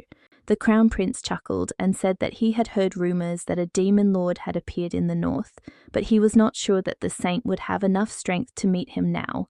But the saint had already been sent to the northern labyrinth anyway, where the girl trembled at the sight of the corpses around her. Raina stared at the saint in great surprise, unable to get a single word out. The saint was no less surprised and cautiously asked if there really was a man in front of her. Raina still couldn't take her eyes off the saint or answer her. There was an awkward pause, the tension growing as the saint sincerely doubted that she might not have met a monster here. The saint looked at Raina with a silent question, but was in no hurry to attack. Raina tried to come to her senses, but she really had no idea how to react to such an appearance. Raina found it strange that the saint had ended up in the northern labyrinth so quickly. According to the game, it seemed to her that it should have happened later. Raina looked at Rostin and thought that the appearance of the saint could not change anything for him in any case. Rostin was dead, even the saint could no longer influence this situation. The saint looked at Raina in bewilderment and condemnation, since the picture before her was extremely strange. A blush appeared on the saint's cheeks. The girl remained silent for now, but was already ready to be indignant. Raina ignored the saint, but the girl could not remain silent for long, so she said that it was very rude of Raina. Raina looked at the saint in bewilderment. The girl explained that she meant that it was very rude to attack an unconscious person. Raina instantly jumped up from Rostin, choking on air, and hastened to justify herself by saying that everything was not at all as it seemed to the saint. Raina asked where such thoughts came from in the saint's head, but the girl clearly did not believe her. A blush appeared on Raina's cheeks as she realized exactly what position the saint had found her in. But the next second, Raina remembered something that gave her great hope. In the game, Saint had the power of healing and resurrection, which meant she could help Rostin. And there wasn't much time left for this, because strange sounds were heard from the floor of the labyrinth. Raina looked closely at what was happening and realized that the labyrinth was slowly swallowing up bodies. Having collected her thoughts and pulled herself together, Raina confidently turned to the saint. Raina asked the saint to use her resurrection magic on Rostin. Raina asked to resurrect the other soldiers. The saint looked at the girl in some bewilderment. Raina said that the Holy One is a Holy One, so she simply has to save everyone. The saint was in no hurry to answer anything. Raina gave her strange sensations. The saint wondered if Raina was really human, because she emitted a very dark aura that could easily be confused with the aura of a monster. Sighing, the saint replied that she could not use her power and could not resurrect anyone. This shocked Raina, and she indignantly asked why the saint considered this impossible. The saint replied that she had not encountered monsters before, so she had not had time to level up and these abilities had not yet opened up for her. Raina paused for a moment, then thought that it really was logical, since she herself had fried all the monsters in the labyrinth when she went to save Rostin. So Raina had no choice but to take the saint and go with her to search for the surviving monsters. Under Raina's guidance, Saint leveled up her skills to save people in the labyrinth. It's not that such pumping of the saint looked somehow pretentious. The girl simply waved her staff, but it bore fruit. After the speed leveling, the saint's level increased and she could now use the resurrection skill. Raina looked tired, unlike the even too cheerful saint, because the girl had to dig through all the mountains to find at least some monsters. The joyful saint said that she could now resurrect everyone, and immediately tried to do so. The saint pointed her staff at Rostin, but to Raina's surprise, nothing happened. Rostin was still lying on the floor, showing no signs of life, and Raina's hope was fading very quickly. Raina asked in disbelief why this could have happened and whether Rostin really could not be saved. The saint coughed in embarrassment and said that her powers were working, but she accidentally missed. A roar was heard near Reina, and the next second the girl realized that the saint had accidentally resurrected the master of the labyrinth. Reina was literally stunned for a second, trying to understand how it was possible to miss like that. But there was no time to be surprised, so Reina quickly directed her power at the master of the labyrinth, incinerating him. The saint watched Reina's attack in fascination, admiring the fact that the girl had killed such a strong monster with one blow. Reina did not appreciate the saint's delight and very gloomily demanded that she use the power of resurrection on Rostin again, and this time try to do without accidents. Reina's stern gaze proved to be a very effective motivation for the saint. The girl didn't even think of arguing. This time, everything really went smoothly. Rostin began to breathe and opened his eyes. Rostin raised himself up on his elbows, trying to comprehend where he was and what exactly had happened to him. The saint, squatting next to him, asked Rostin with concern how he was feeling. Rostin looked carefully at the girl, who was unfamiliar to him, not rushing to say anything. Rostin looked slightly to the side, finding Reina with his gaze to make sure the girl was okay. Reina stood silently. She was glad that Rostin had come to his senses, but she still felt a little lost. Rostin noticed this confusion, but decided not to comment on it for now. Looking again at the saint, Rostin sighed and said words of gratitude. Rostin rose from the floor, stood before the saint, and said that she had saved his life. Rostin was smiling, Saint was smiling. These two people looked so happy that Reina felt uneasy. The girl's heart skipped a beat, and this greatly surprised Reina, who realized that she felt sudden jealousy. The people of the north joyfully welcomed the heroes who returned from the northern labyrinth. Rostin and the saint walked together, smiling in response to these greetings. Reina decided not to join them. Reina preferred to return home as soon as possible, to breathe a sigh of relief after the fright she had experienced. Reina sighed and thought that at least things should be quieter in the north now. Just after she thought this, Reina heard someone else's footsteps behind her. Fortunately, it was Rostin, who, having finished the ceremonial event, hurried to the girl. Reina asked tiredly what else had happened, and Rostin handed her a paper without further explanation. Reina looked at the document that was transferring the ownership of the Abyss Mansion to her with disbelief. Rostin explained that he had decided to return the Abyss Mansion to full ownership of Reina. Reina was shocked by this action of the man, because it meant that Rostin no longer treated her with suspicion. Reina's surprise quickly passed, and with a satisfied smile she said that she had hit the jackpot since the man had so easily given her the mansion. Rostin answered melancholically that in the north the Abyss Mansion was considered a place that was better not to take even for free, because the area was too dangerous and difficult to live in. Rostin said that choosing such a place was very stupid on Reina's part, which outraged the girl so much that she asked if Rostin wanted to fight her. Rostin calmly replied that in the north there were problems even with basic products, people were desperate, and the nobles would never dare to come there. Rostin said that there was nothing to seek in the north, so anyone would consider the decision to live there not the most wise. Reina looked at Rostin in surprise, not understanding what exactly he was getting at. Rostin said that Reina, unlike the others, although she was naive, decided to support people. Rostin remembered the manifestation of Reina's dark power. Now it didn't frighten him at all. Rostin thought that this girl saved not only him, but also all other people. Rostin smiled sincerely and said that he was now absolutely sure that Reina had not ended up in the north by chance.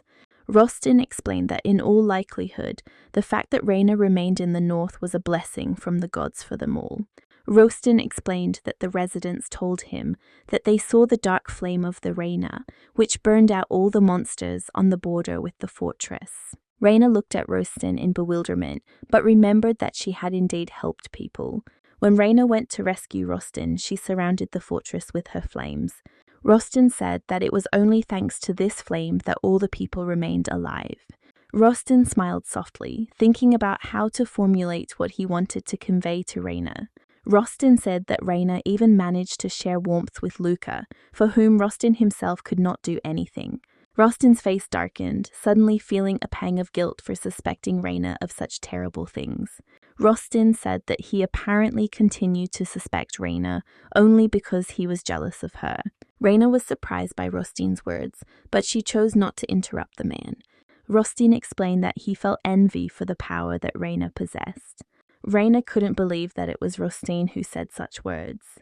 The man's next actions left Reina completely shocked as Rostin knelt down in front of her. Rostin asked Reina to forgive him for his foolish behavior, and also clarified whether the oath to protect the North was still in force. Reina realized that Rostin had apparently heard and remembered everything she had said in the labyrinth. Rostin extended his hand to Reina and asked her for the opportunity to thank the girl in front of everyone. Reina lowered her head, trying to comprehend his words. After a few seconds, Reina asked with a little sadness if Rostin had really heard everything. Rostin did not comment on this, waiting for Reina to answer his request. From the Abyss Mansion, the coachman Coral watched Reina and Rostin with Mia and Veronica. Coral, Mia, and Veronica held their breath because a very romantic picture opened up before them. It took a lot of effort for them to contain their delight when Reina placed her hand in Rostin's hand and he kissed it. It seemed like time stood still. The moment seemed magical for everyone. Coral, Mia, and Veronica, who had long hoped for feelings between this couple, smiled very contentedly. Chase and Coral's wife Anna was smiling just as contentedly and joyfully. Reina did not refuse Rostin, so soon the people of the North, having learned of her participation in the labyrinth, welcomed her too. Reina looked around in surprise, surprised that everyone was so positive towards her. Reina was especially pleased by the smiles of the children from the orphanage she helped. The children's happy faces brought a smile to Reina's face as well, and she finally felt like she belonged. People shouted that Reina's black flame did not harm them, but protected them and wished the girl long life. Reina thought with a little bitterness that in her past life she had been nothing but a burden to her parents. Reina hoped that at least once her parents could feel proud of her, but in the end it was the people of the North who were proud of her.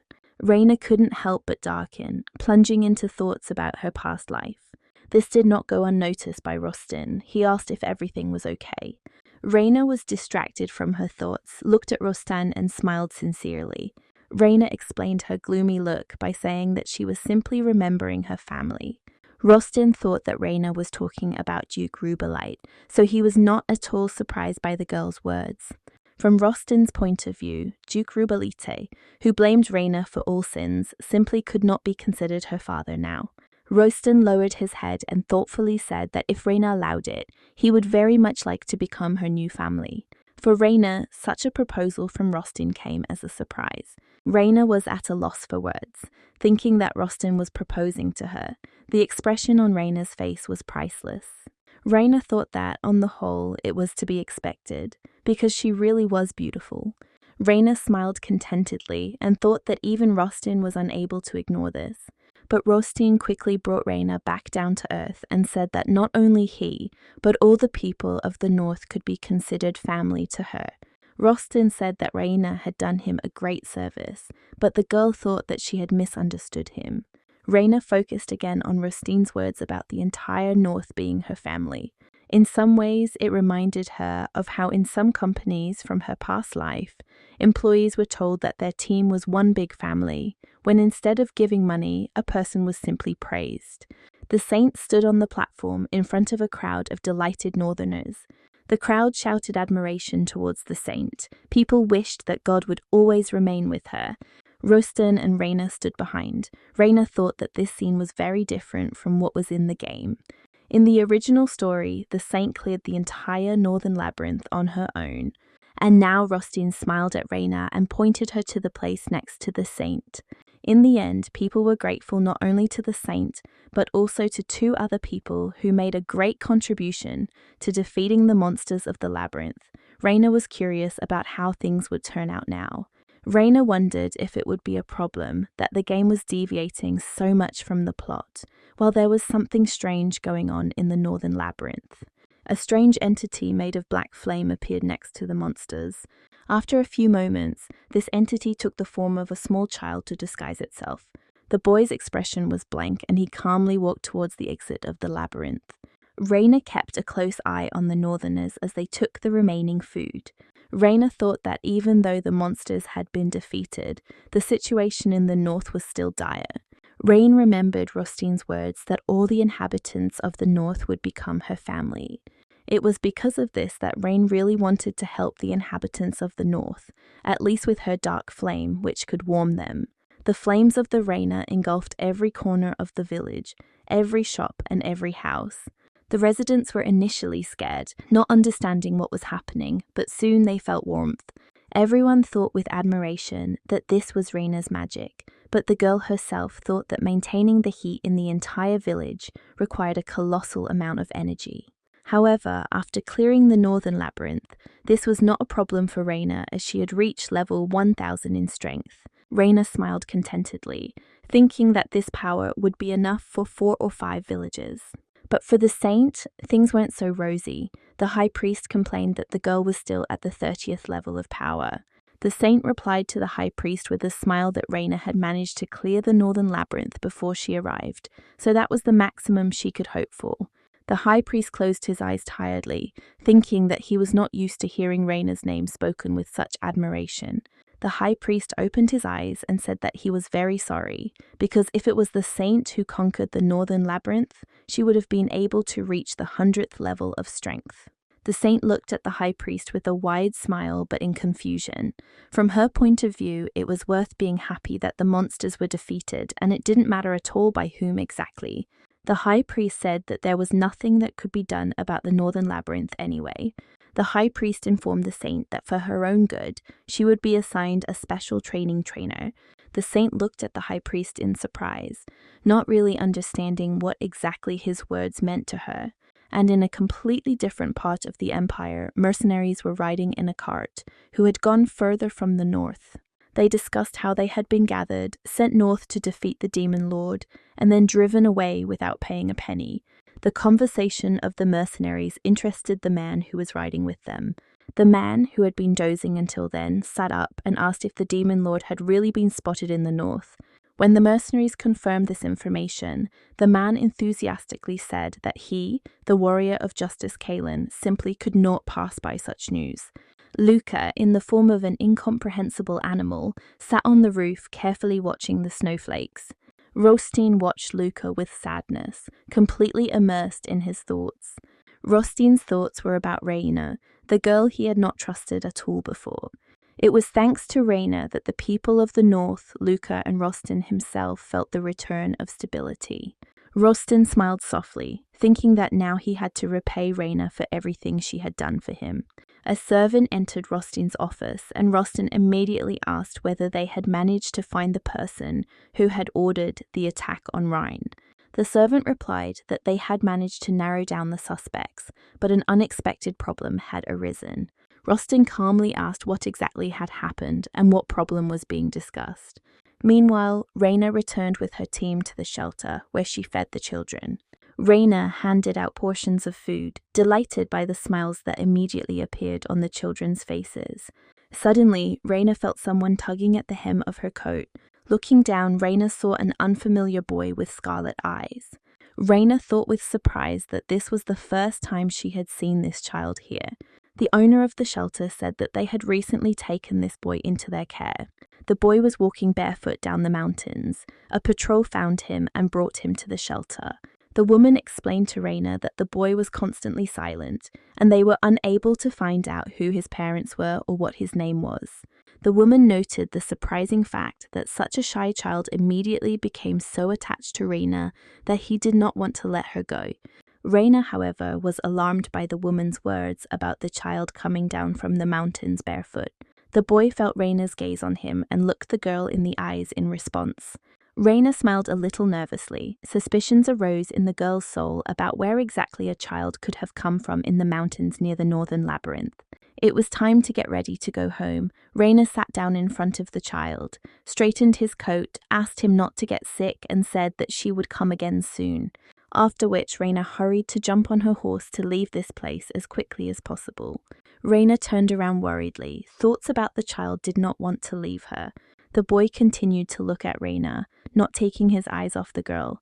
Reina regretfully mentally apologized to the child she might have taken him to her, especially suspecting his demonic nature, but she was not sure that she could really raise him. And a very proactive man, Kalen, reached the northern mountains. Kalen was shivering from the cold. He was obviously not prepared for the northern frosts. Kalen thought that his flesh would soon start to fall off from the cold, but he was seriously determined to cope with it with the force of his will. But as soon as Kalen thought about this, his strength left him and he fell into the snow. Luckily, Kalen didn't lie in the cold for long. Some kind people noticed him and took him in to warm up. The woman who had Kalen apologized for not being able to feed him well, but this did not bother the man. The woman told Kalen with concern that he had better return back to the south quickly. The woman said that she was advising this because Kalen had come to the northern lands, to places cursed by the demon lord. A picture immediately appeared in Kalen's mind of the demon lord tormenting the locals. After happily eating what the woman gave him, Kalen thought that he would definitely be able to deal with the demon lord. Kalen looked out the window and thought that he would soon reach the demon lord, and he would definitely pay for his sins. Meanwhile, in the Abyss's mansion, Mia and Anna were extremely surprised. Reina returned from the orphanage with the child she couldn't leave there. The child peered out from behind Reina's back, embarrassed, refusing to let go of the girl. Mia and Anna were instantly touched by the child, sat down next to him and asked what his name was. The child was frightened by such attention and only pressed closer to Reina. Anna said that the child was clinging to Reina in such a touching way. Reina replied that it looked like he was attached to her. That night, Reina decided that she should sleep with the boy, since he was clearly uncomfortable alone. Reina said she was making an exception for just one night and asked the child not to be afraid of anything. The boy looked closely at Reina and only nodded at her request. Reina looked closely at the child. He reminded her in some ways of herself. The boy looked weak and sickly, just like she had in her past life. Reina suggested that this might be the reason his parents abandoned him. The girl thought that the boy needed a name and suggested that he be called Trevor. The child nodded. Reina smiled. It didn't matter to her who exactly this child was. As she fell asleep, Reina wished for Trevor to grow up big and healthy so that his parents would later regret abandoning him. Morning came. Reina rubbed her eyes, not even imagining how exactly her wish had come true. Reina turned towards Trevor, sleepily asking if he had slept well. But what she saw shocked Reina. She didn't expect to see this at all. In place of the little boy that Trevor had been that night, there now lay a fully grown young man. It was worth admitting that he was a very handsome young man, but that didn't make the situation any clearer. This is why Reina's panicked scream was heard from her room. And in the temple, in a very good mood, the saint headed to her first training session. Not long before, the high priest said that the saint would be trained by the paladin Adon. The saint was very curious about what kind of person her trainer would be. It seemed to her that he could be even more handsome than the high priest. But the first training session turned out to be quite unexpected for Saint. The saint came to the canteen where she was served very healthy but not attractive food, which surprised her greatly. The servant explained that Aiden had prepared a special diet plan for the saint, which she now had to adhere to. After the strange breakfast, Saint headed to the training ground. Saint's mood was good right up until the moment when the man who was supposed to be her coach announced that she was exactly 5 minutes late. The coach said that Aiden does not forgive lateness, so Saint had to take 5 penalty laps around the training ground. The Saint tried to protest, but she was losing to her coach both physically and mentally. For this reason, the Saint had no choice but to run. Paladin Arden watched the Saint from the roof of the house. He thought that he was entrusted with a very important task. He had to prepare the Saint to save the world. For this he was ready to do anything.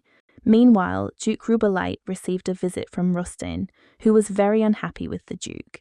With a phlegmatic expression on his face, Rustin made accusations against Duke Rubalite. Rustin regretted that the title protected the Duke from arrest, but asked the Duke to voluntarily apologize to Reina for sending men to kill her. Rustin stated that Duke Rubalite had to apologize for ambushing hired assassins against an innocent girl. Duke Rubalite could not believe that Rustin had actually said that. Duke Rubelite asked very indignantly if Rustin really considered Reina an innocent girl, and asked if Rustin had seen her use dark magic.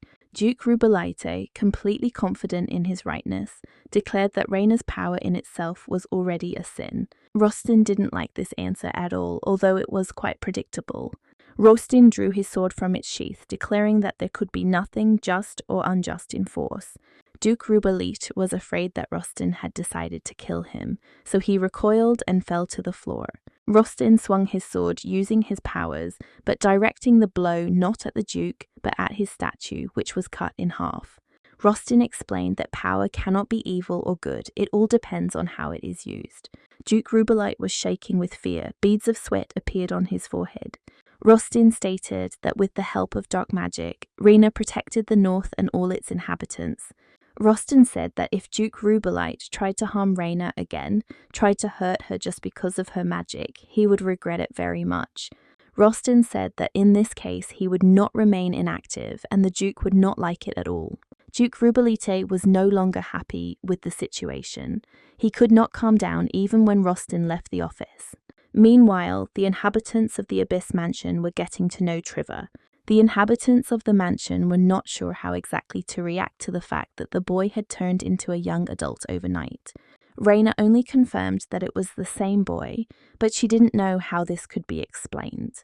Reina was curious as to why Trevor was so attached to her. The fears and suspicions that were deep in Reina's soul were justified, and she only became more convinced that Trevor was a child of monsters. For this reason, Reina placed a choker around Trevor's neck, which acted as a magic limiter. Trevor didn't mind, at least he didn't show that it bothered him in any way. Reina sincerely hoped that such a limiter would prevent Trevor from harming anyone.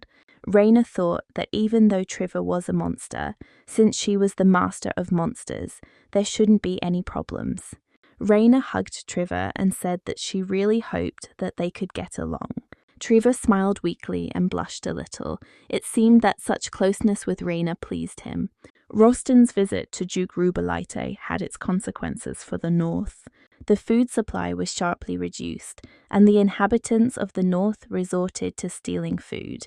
For this reason, instead of bags of food during the next delivery, Chase found only stones in the bags. Those responsible for this were very quickly found and sent to prison. Soon the dungeons were visited by Rustin, who could not remain on the sidelines when such things happened on his lands. The robbers begged Rustin to give them at least one more chance, but the man was not thinking about that at all. Rustin thought with regret that the food shortage in the North was becoming a very serious problem. Rustin studied the food supplies they had left, and the quantity did not please him at all. Rustin thought that with such a quantity of food, the inhabitants of the North would definitely not last long. A solution had to be found urgently. Rustin decided to go around the village to find out who needed help the most. The man started with the orphanage. And what was Rustin's surprise when the owner of the shelter said that they didn't need help, since Reina often shared with them the harvest that the girl grew in her greenhouse. Rustin thought about it. The greenhouse seemed like a really good solution to this situation. And Reina was just rejoicing in the greenhouse because the recently planted cherry tomatoes had produced a harvest. Corel suddenly ran into the greenhouse and announced that Rustin had decided to visit the Abyss Mansion. Rustin honestly told Reina that the food problem had become critical. Rustin also did not forget to mention that he could not ask Duke Rubelite for help, which greatly surprised Reina. Reina indignantly asked Rustin why he suddenly decided to quarrel with the Duke. Rustin chose not to answer. Reina said that even though Duke Rubelite was her father, she couldn't deny that he was a real jerk. However, the most rational thing Reina saw was to apologize to the Duke and get food for the residents. Rustin replied gloomily that he could not do this, it was a matter of his honor. This excuse sounded very weak to Reina. The girl asked if she could put this honor on her plate. Reina sighed heavily and said that she had thought that the people of the North were more important to Rustin than anything else. Rustin said he understands he cannot ignore the food shortage problem. However, the option of apologizing to Duke Rubelite was rejected. Rustin said he heard that Reina was growing plants in a greenhouse she created. Rustin said he had a plan, but he needed Reina's help to implement it. after which Raina and Rostin had to leave the estate for a while. Rostin showed Raina the plain that had once been the granary of the north. The granary was huge. Rostin explained that the grain that was previously grown there could have fed the entire north. Rostin explained that the temperature was currently too low for growing and asked if Raina could build a greenhouse on the plain. Raina was surprised, but quickly pulled herself together, looked around the area and replied that she would return to this place with Veronica to check everything. Rostin said the plain was close to the east, so there was almost no snow on it. Rostin's enthusiasm was pleasing, but a sobering thought suddenly occurred to Raina. Raina said that the area was too big for a simple greenhouse. It was very difficult to get water here. Because the river was frozen, the girl was not sure that she had enough strength for everything. Raina said in fear that she would not be able to cover such an area with her power. It was even larger than the village. Raina said regretfully that it was impossible to make a boiler room or something like that in this world, so they were unlikely to succeed. But the next second, Raina asked herself why she thought it was impossible. She just needed to find the right master. A girl famous for her engineering abilities has just appeared in the West. The head of a small western town urgently needed to make a safe. The head of the town was sincerely glad that his servants had managed to find the right master. The chief said that they needed to make a safe to hide the golden statue of a bat in. The chief explained that they could not allow the statue to be stolen, so they needed the best protection. The female engineer looked at the statue in fascination, and the boss asked her to create the strongest safe. The girl replied that the chief could trust her completely. Master Eileen would never let him down. Meanwhile, Kaylin managed to reach the Abyss's mansion safe and sound. Kaylin was 100% sure that this was where the Demon Lord had taken up residence. Kaylin pulled the hood over his head and thought that in this situation, it would be most rational to use invisibility magic. Kaylin used his abilities and moved closer to the estate. Kaylin thought he needed to figure things out and find the Demon Lord. After that, Kaylin could calmly understand what exactly the Demon Lord was planning and stop him. It took Kaylin about 5 hours of surveillance of the house, after which he decided that he knew exactly who the Demon Lord was. There was only one person in the mansion that made Kaylin so suspicious, and as difficult as it may be to guess, this person was Trevor, who seemed the strangest one here. Kaylin thought that it was clear from just one glance that this man was a Demon Lord. Kaylin had solid arguments for thinking so, since Trevor was hiding in an estate in the farthest north. Kaylin tried to figure out what kind of evil plans Trevor had, but so far the man was acting very strangely for a demon. Trevor ate with pleasure and dozed in the middle of the corridor, which angered Anna. Trevor spent his time outdoors, not trying to attack anyone. Trevor even managed to get to know Luca without arousing any suspicions. It seemed that Trevor was even ready to cuddle Luca, who was in the form of an incomprehensible animal. Trevor's behavior confused Kaylin. In his understanding, the Demon Lord should have behaved completely differently. After all, he was supposed to be thinking about how to take over the world. In another part of the Abyss mansion, Raina was looking at the snow in fascination. Raina's observations were interrupted by Rostin, who happily said that he had brought the master Raina had asked for. The master turned out to be the same Eileen who had previously worked in the south, introducing herself as a master of various mechanisms. Raina looked at Eileen very carefully. There was something about this girl that she didn't like. Raina noticed Eileen's hands, which were too well groomed. Raina couldn't help but wonder if Eileen really was a master. Raina knew firsthand that a master's hands simply cannot be in perfect condition. In a past life, Raina's father worked with various mechanical equipment. After such work, Raina's father's hands were covered in ingrained machine oil, the traces of which could not be washed off. Raina thought Eileen looked very suspicious, so she decided to check her out. Raina said that before moving on to the main task, Eileen would need to sort out the mansion's equipment. Raina asked Eileen to install a water and heat supply system in the Abyss mansion, powered by Raina's magic. Eileen looked over the estate carefully and said that such an order would cost Raina a pretty penny. Raina smiled and replied that Eileen shouldn't worry about her fee. After this, Raina opened the curtain next to which the girls were standing and showed a room completely filled with jewelry and treasures. Eileen's eyes lit up with anticipation, but the girl did not show how happy she was about this development of events. Meanwhile, in the temple, the saint was training hard, walking another circle around the training ground. It has been a week since Paladin Aiden started for the holy training. During this week, Saint could not understand what exactly these training sessions consisted of. They were more like school physical education. The saint constantly ran in circles, sometimes practicing sword strikes in the air. There were a lot of exercises for Saint with jumping rope. Such simple exercises exhausted the saint. The girl already cursed Aiden, believing that it was unnecessary for her because she just needed to increase her level. The saint even thought that it would be better if Raina became her trainer. It took Eileen a month to install the water and heating systems in the Abyss Mansion. Eileen explained that she had installed heating pipes in the floor to make it easier for Raina's magic to be transmitted. Eileen also said that she installed a water well and installed plumbing in the Abyss Mansion. This news especially pleased Coral, who enthusiastically said that now he would not have to carry water by hand. Raina channeled her power into the pipes and was surprised to find that they actually worked, reducing the girl's energy consumption by about 80%. Raina thought she would never have believed that Eileen could do so well. Raina smiled. The girl was glad that her suspicions about Eileen were in vain. With this girl's skills, they could easily transform the granary. And in the south, an attempt was being made on the golden statue of a bat, hidden in a safe that Eileen had invented. The robbers intended to blame the theft on Eileen, who allegedly failed to make a good storage facility. And everything would have gone well for them, if not for a small detail that very suddenly came to light when they opened the safe. The golden statue was not in this safe. At the Abyss Mansion, Raina found a worried conversation between Mia and Anna. Raina wondered what exactly had happened, knowing full well that mother and daughter would not worry unnecessarily. Anna responded with concern that strange things had been happening in the Abyss Mansion lately. Anna noticed that in the small room that no one used, the bed linen was bunched up as if someone had been sleeping there. Mia noticed more than once that some of the food she prepared instantly disappeared from the kitchen. Raina admitted that it did sound very strange. Mia suggested that the estate might be haunted.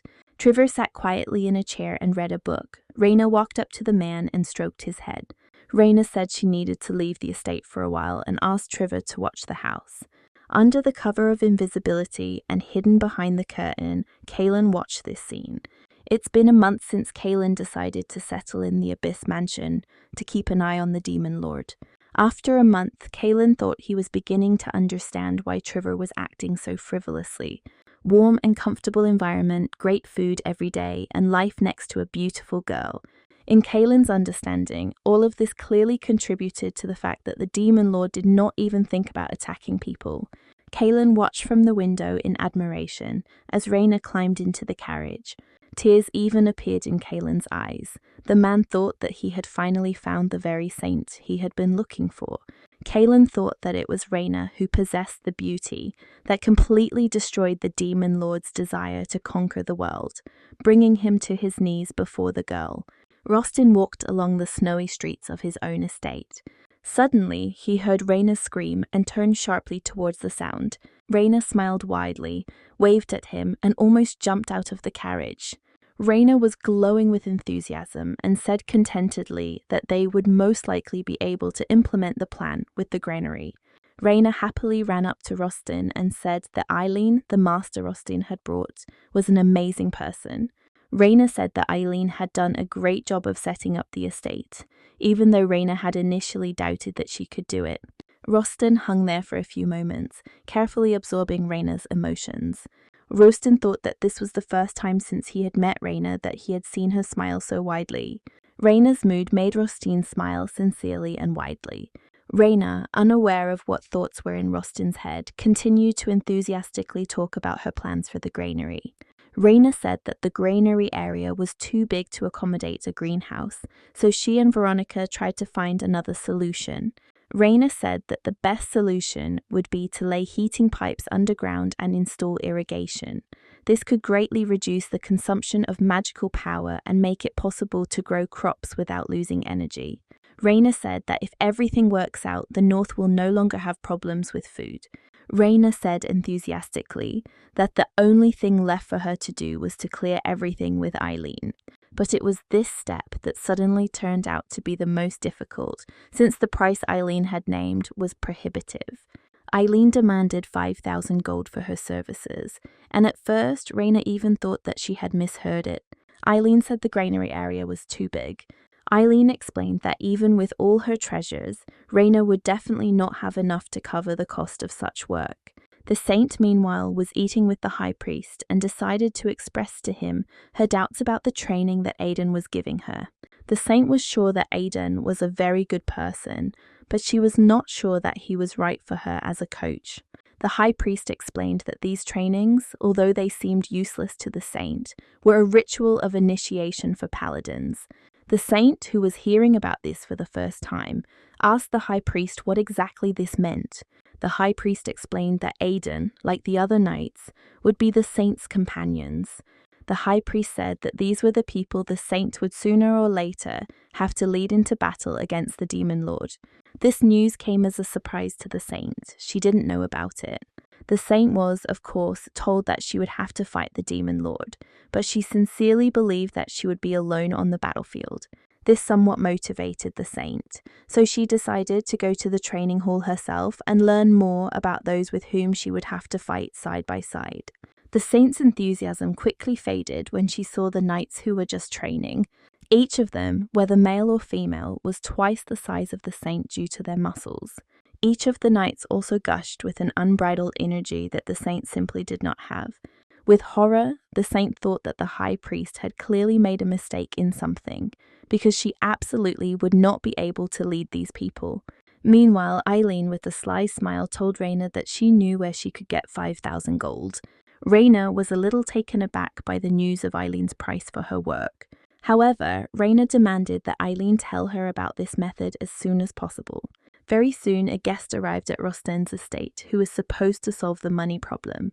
It was a very respectable man of a certain age who introduced himself as the manager of the central branch of the Russell World Bank. The manager stated that the Russell Bank was ready to give Rosten 5,000 gold, but on the security of the granary territory.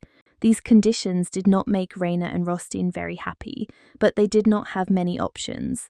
The manager smiled softly and said that there shouldn't be any difficulties in this deal, and since Rosten was signing the contract, the bank could lower the interest rate for him. Raina felt uncomfortable that Rosten had to sign the contract, even though she understood that it was logical. Rosten was the owner of the granary, but Raina still felt that it was she who had started all this, and therefore the responsibility should have been hers.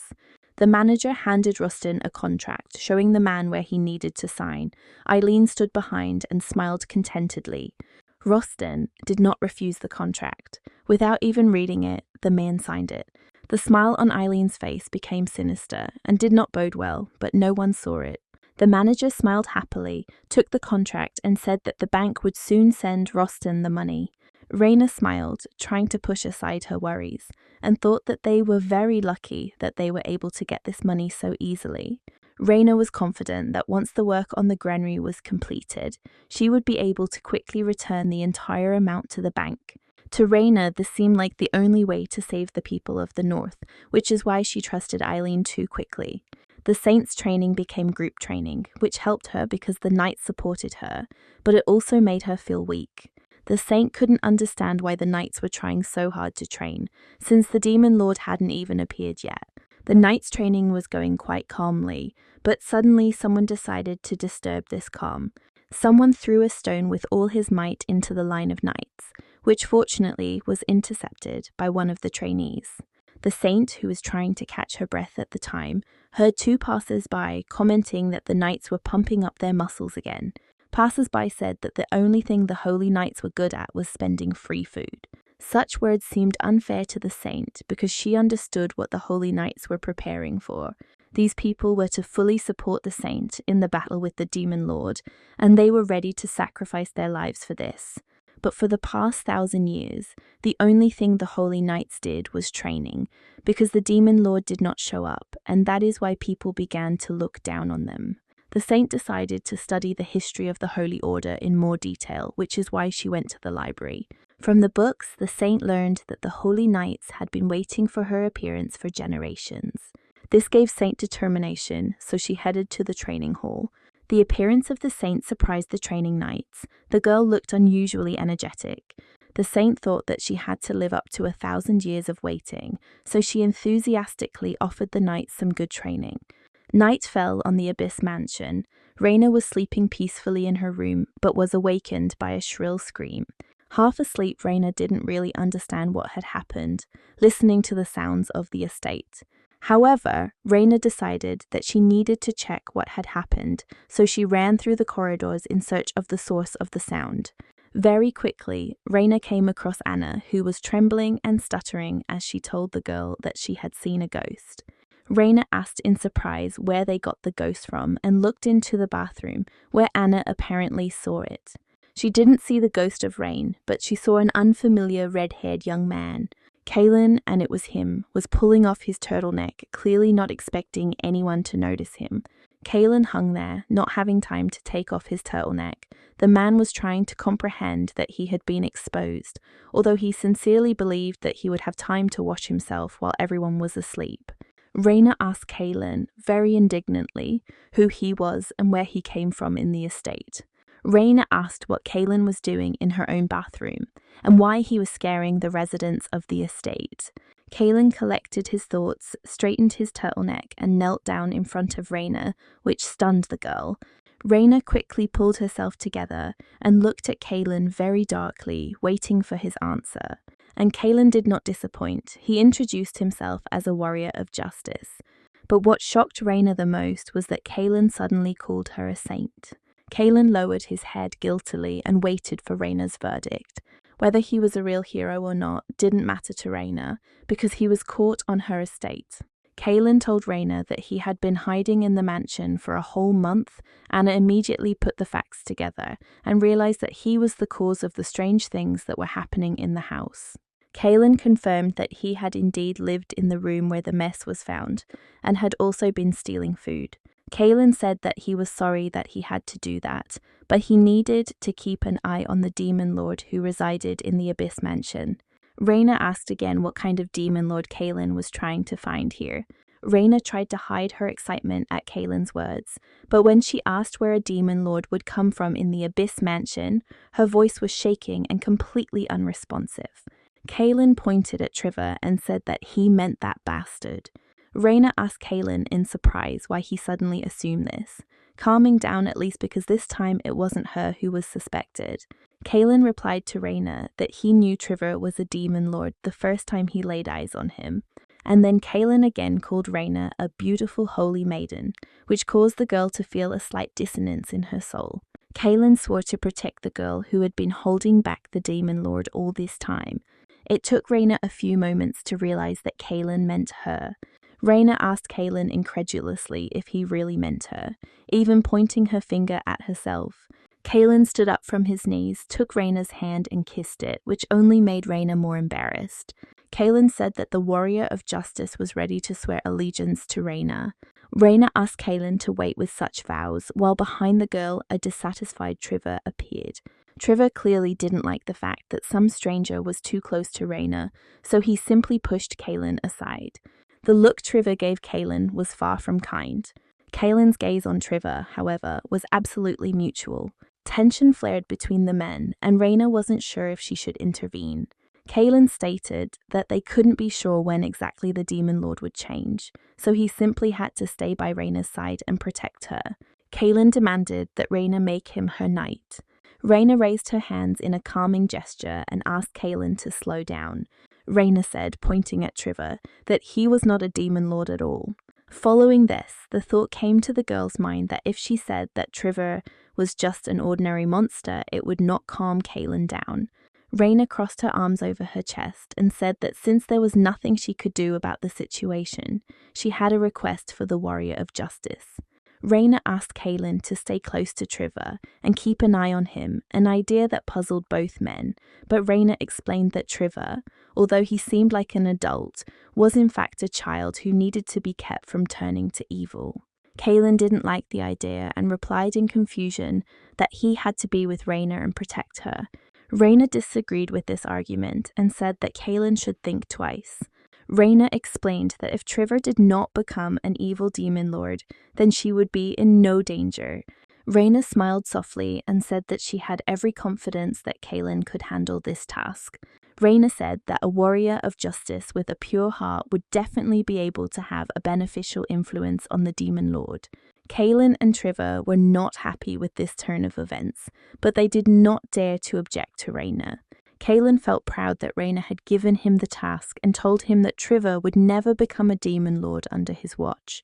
Kaylin stated that as a warrior of justice, he would not take his eyes off Trevor. Raina thought that she was not a saint at all, and Trevor was not a demon lord at all, but if Kaylin thought so, then there was no point in trying to convince him otherwise. Raina thought it was a good opportunity to take advantage of this and dump the task of raising Trevor onto Kaylin.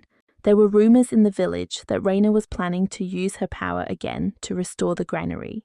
The inhabitants were no longer afraid of Raina's dark power. On the contrary, everyone was very grateful to her. The residents thought that only thanks to Raina they could finally get rid of hunger. Some even prayed for the girls' well-being. Veronica just went to the market to buy some necessary products. But suddenly Veronica noticed something that almost made her drop the shopping basket. On the wall of the building, where there were photographs of wanted criminals, there was a photograph of Eileen. Veronica ran back to the Abyss Mansion as fast as she could to warn Raina about what she had seen. Veronica was out of breath and trying to catch her breath when she found Raina in the estate. Veronica eventually managed to say that Eileen was a fraud, which made Raina turn pale. Raina jumped up and ran to her treasury, thinking that it was impossible for Eileen to be a fraud, because the girl had done an excellent job of renovating the estate. Having received 5,000 gold, Eileen said that she would immediately go to work on the granary. Having reached the treasury, Raina abruptly pulled back the curtain, hoping that Veronica was mistaken. But, unfortunately, Raina's fears and Veronica's words were confirmed. The treasury was completely empty. Raina hung her head, trying to comprehend how she could have let this happen. Raina wasn't upset about the situation. No, the girl was furious and intended to find Eileen. Raina quickly mounted her horse and followed in the tracks of Eileen's cart. Raina followed these tracks all the way to the border between the north and the west, but it turned out that Eileen was so well prepared that she even blew up the bridge. Raina went to Rostin to tell him the bad news. Rostin said that it was entirely his fault, because he had introduced the man to Raina without even checking his identity, and had been too hasty. Rostin said they could send another request to the World Bank asking for another 5,000 gold. The manager quickly arrived north, but said that getting the money this time would be very difficult. The manager said that since Rostin was unable to return the money to the bank, the contract would be terminated. Rostin asked the manager what exactly the termination of the contract meant. The manager replied that Rostin had 5 days to repay the debt to the bank. The manager explained that if the debt was not repaid within this period, the rights to the granary would go to the World Bank. After this, the manager left Rostin's estate, leaving Raina and Rostin to think about how to fix the situation. Raina was angry, but could not yet think of what to do. The news that Eileen had turned out to be a fraud who had taken the bank's gold and Raina's jewels and fled quickly spread throughout the north. Rumours began to circulate that work on the granary was in danger of being cancelled due to Eileen's escape. But suddenly, the inhabitants of the north decided to intervene in the situation. They collected absolutely everything they had. Residents of the north even gave away family heirlooms in order to raise the necessary amount for the bank. This act shocked Raina and Rostin, who were already preparing for the worst. The entire collection of money took place behind their backs, so Raina and Rostin only found out about it when they were brought those same 5,000 gold pieces. Residents said they heard that the bank wanted to take over the granary. Raina thought that this was not what she expected at all, but she realized that the people of the north were strong because they united when something difficult happened in their lives. Raina chuckled slightly and thought that she had been quite arrogant in her thoughts. The inhabitants of the north remained in the cold lands, although they could have easily escaped to more comfortable conditions. However, they remained at home, even though they suffered many hardships. The money was returned to the bank. The manager was very surprised by this, admitting that he did not think that they would be able to collect the entire amount in such a short time. The manager asked if Raina and Rostin planned to continue the restoration of the granary, offering them another 5,000. Raina replied that they didn't need that now because she was going to find Eileen and return the stolen money. According to Kaylin's report, who was also monitoring Eileen, the girl was constantly leafing through one catalogue in which there was a description of a luxury resort in the southern lands. Raina smiled very unkindly and thought about how she would get Eileen out of the ground and force her to work in the north for the rest of her life. Eileen, unaware of the trouble she had gotten herself into, actually landed on the southern island, and Raina stood in front of Rostin and confidently explained that she would chase Eileen all the way to the south.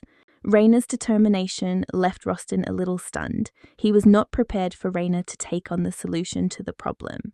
Raina's friends stood behind her. Rostin asked if they would go with the girl. Raina explained that each of her team was very important for such a trip. Raina said that Keeland himself was a southerner, so he would be her guide who knew his way around those lands very well. The coachman Corel was very much needed to look after their luggage. Raina looked at Trevor, who was also standing next to her, with a smile. Raina said that this child Trevor just really doesn't like to stay home alone, so he will also accompany them. Rostin was caught by the fact that Raina called Trevor a child. He was very surprised by such an address towards a completely grown man.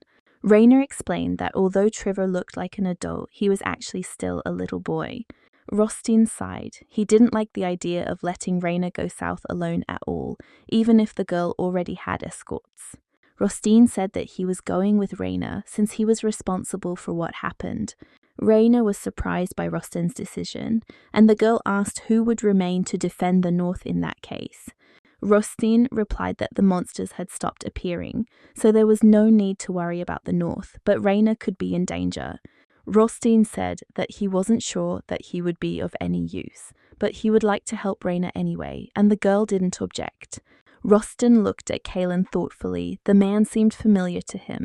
Rostin was sure he had seen Kaylin somewhere, but he couldn't remember where exactly. And the company really did head south, heading to the southern resort of Neres. Unlike the north, Neres had a relaxed atmosphere. Raina thought, just as she stepped off the ship, that it was not for nothing that this place was called a paradise. Waiters were bustling around with mountains of food, which was so lacking in the north. The bright sun shone into my eyes, gently warming me and showing me the world in brighter colors. The people around were energetic and cheerful. The atmosphere itself made one feel happy. Raina briefly thought that it would be nice to spit on the Abyss mansion and move to the south. These thoughts appeared in large letters on Raina's face, which did not go unnoticed by Rostin. Rostin understood that he had no right to keep Raina in the north, but he didn't want to let her go either. Raina noticed Rostin's darkened mood and thought that if they could restore the granary, the north would definitely sparkle with new colors. In the hotel room, Raina put a map on the table and said that the first thing they needed to do was check all the jewelry stores because Eileen was partial to jewelry. Raina suggested that they might find Eileen in the most luxurious boutique. The idea was good, but there were too many similar shops near us. The team had to split up, and even so, they couldn't track down the thief. Just when Raina was about to lose hope, she overheard two girls talking about a private auction that was going to take place that night. There was supposed to be a lot of rare jewelry at this auction, and the girls hoped that this year the same buyer who bought everything last time would not show up at this auction. Raina thought it was quite possible that it was about Eileen, so the whole team was at this auction that night.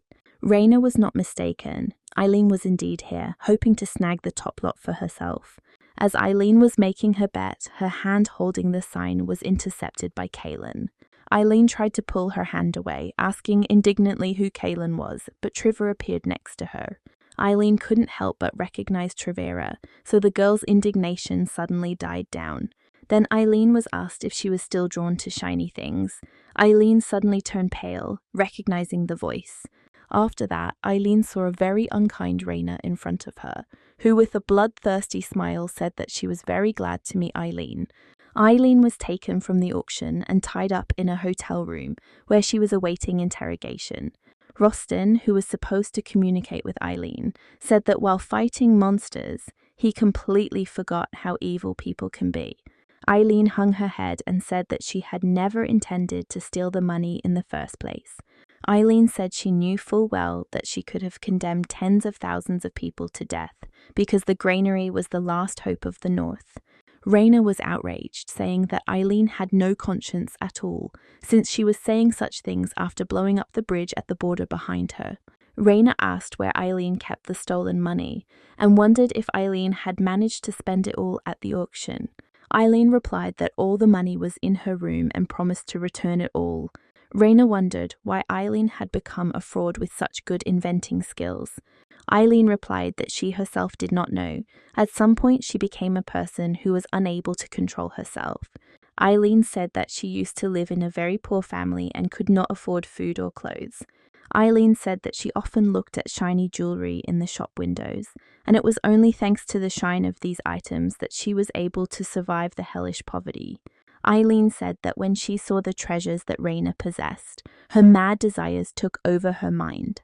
Eileen said she knew what she was doing was terrible, but she just couldn't stop herself. Eileen said that she was a terrible person, so she was ready to pay for what she had done with her miserable life. Raina left Rostin with Eileen, leaving the hotel room. Raina thought that Eileen had been through a lot, and she felt very sorry for the thief, especially since she understood what it was like to live in poverty. She expressed her sympathy to Rostin when they discussed the current situation. Rostin asked in surprise if Raina really wanted to trust Eileen again. Raina replied that it wasn't a matter of trust, it was just that Eileen could still be useful to them. Raina said that Eileen had been through something terrible when she was just a child. Raina understood her, so she wanted to give her another chance. Rostin did not entirely approve of this decision, but chose to agree with Raina. And that was their mistake. Eileen actually took them to her room, where she said she kept the money. Raina and Rostin entered the room, completely oblivious to the fact that Eileen was hanging back. It was only a second before Raina and Rostin were distracted and Eileen disappeared. Of course, there was no money in the room either. Raina was so surprised that she had been fooled that she froze and couldn't even get angry. Rostin walked tiredly around the hotel room and tried to collect his thoughts. Stopping near Raina, Rostin said that Nearest was an island, which meant that it could only be left with the help of a teleportation stone or by ship. Eileen was not a noble woman, so she could not use the stone, and the only way out for her was a ship. Rostin suggested contacting the island's manager, Roman, to temporarily block the sea routes. But Roman only laughed at the idea that Rostin expressed to him. Roman said that he could not close the sea routes for the sake of one petty thief because near us was the land of freedom. Roman said that even at Rostin's request, he was unable to act so cruelly towards his guests. Roman patted Rostin on the shoulder and said that since the Duke of the Northern Lands himself had visited this island, he should relax and try to enjoy this place. Rostin looked after Roman with displeasure, thinking that he would never have thought that he was so frivolous. Roman didn't have time to leave the office when Kaelin entered, blocking his path. Kaelin smiled sincerely and said that he understood perfectly well that Nearest was a land of freedom. However, Kaelin noted that even the land of freedom had to obey the laws of the Empire. Roman suddenly lost his frivolous mood. The man turned pale, looking at Kaelin with fear. Kaelin leaned over to Roman, clinked glasses with him, and said that his father had praised Roman very much, especially that he had collected incredible taxes. Kaelin asked what would happen if his father found out that there were no rules of morality or decency on Nearez. Kaelin's words had a magical effect on Roman. The man declared that he would immediately order all ship departures to be cancelled. Roman called the guards and ordered them to stop absolutely all ships. The island's guards immediately began to stir. Everyone was running in panic, trying to carry out the order as quickly as possible. Rostin looked at Kaelin, trying to catch the thought that had occurred to him during their first meeting.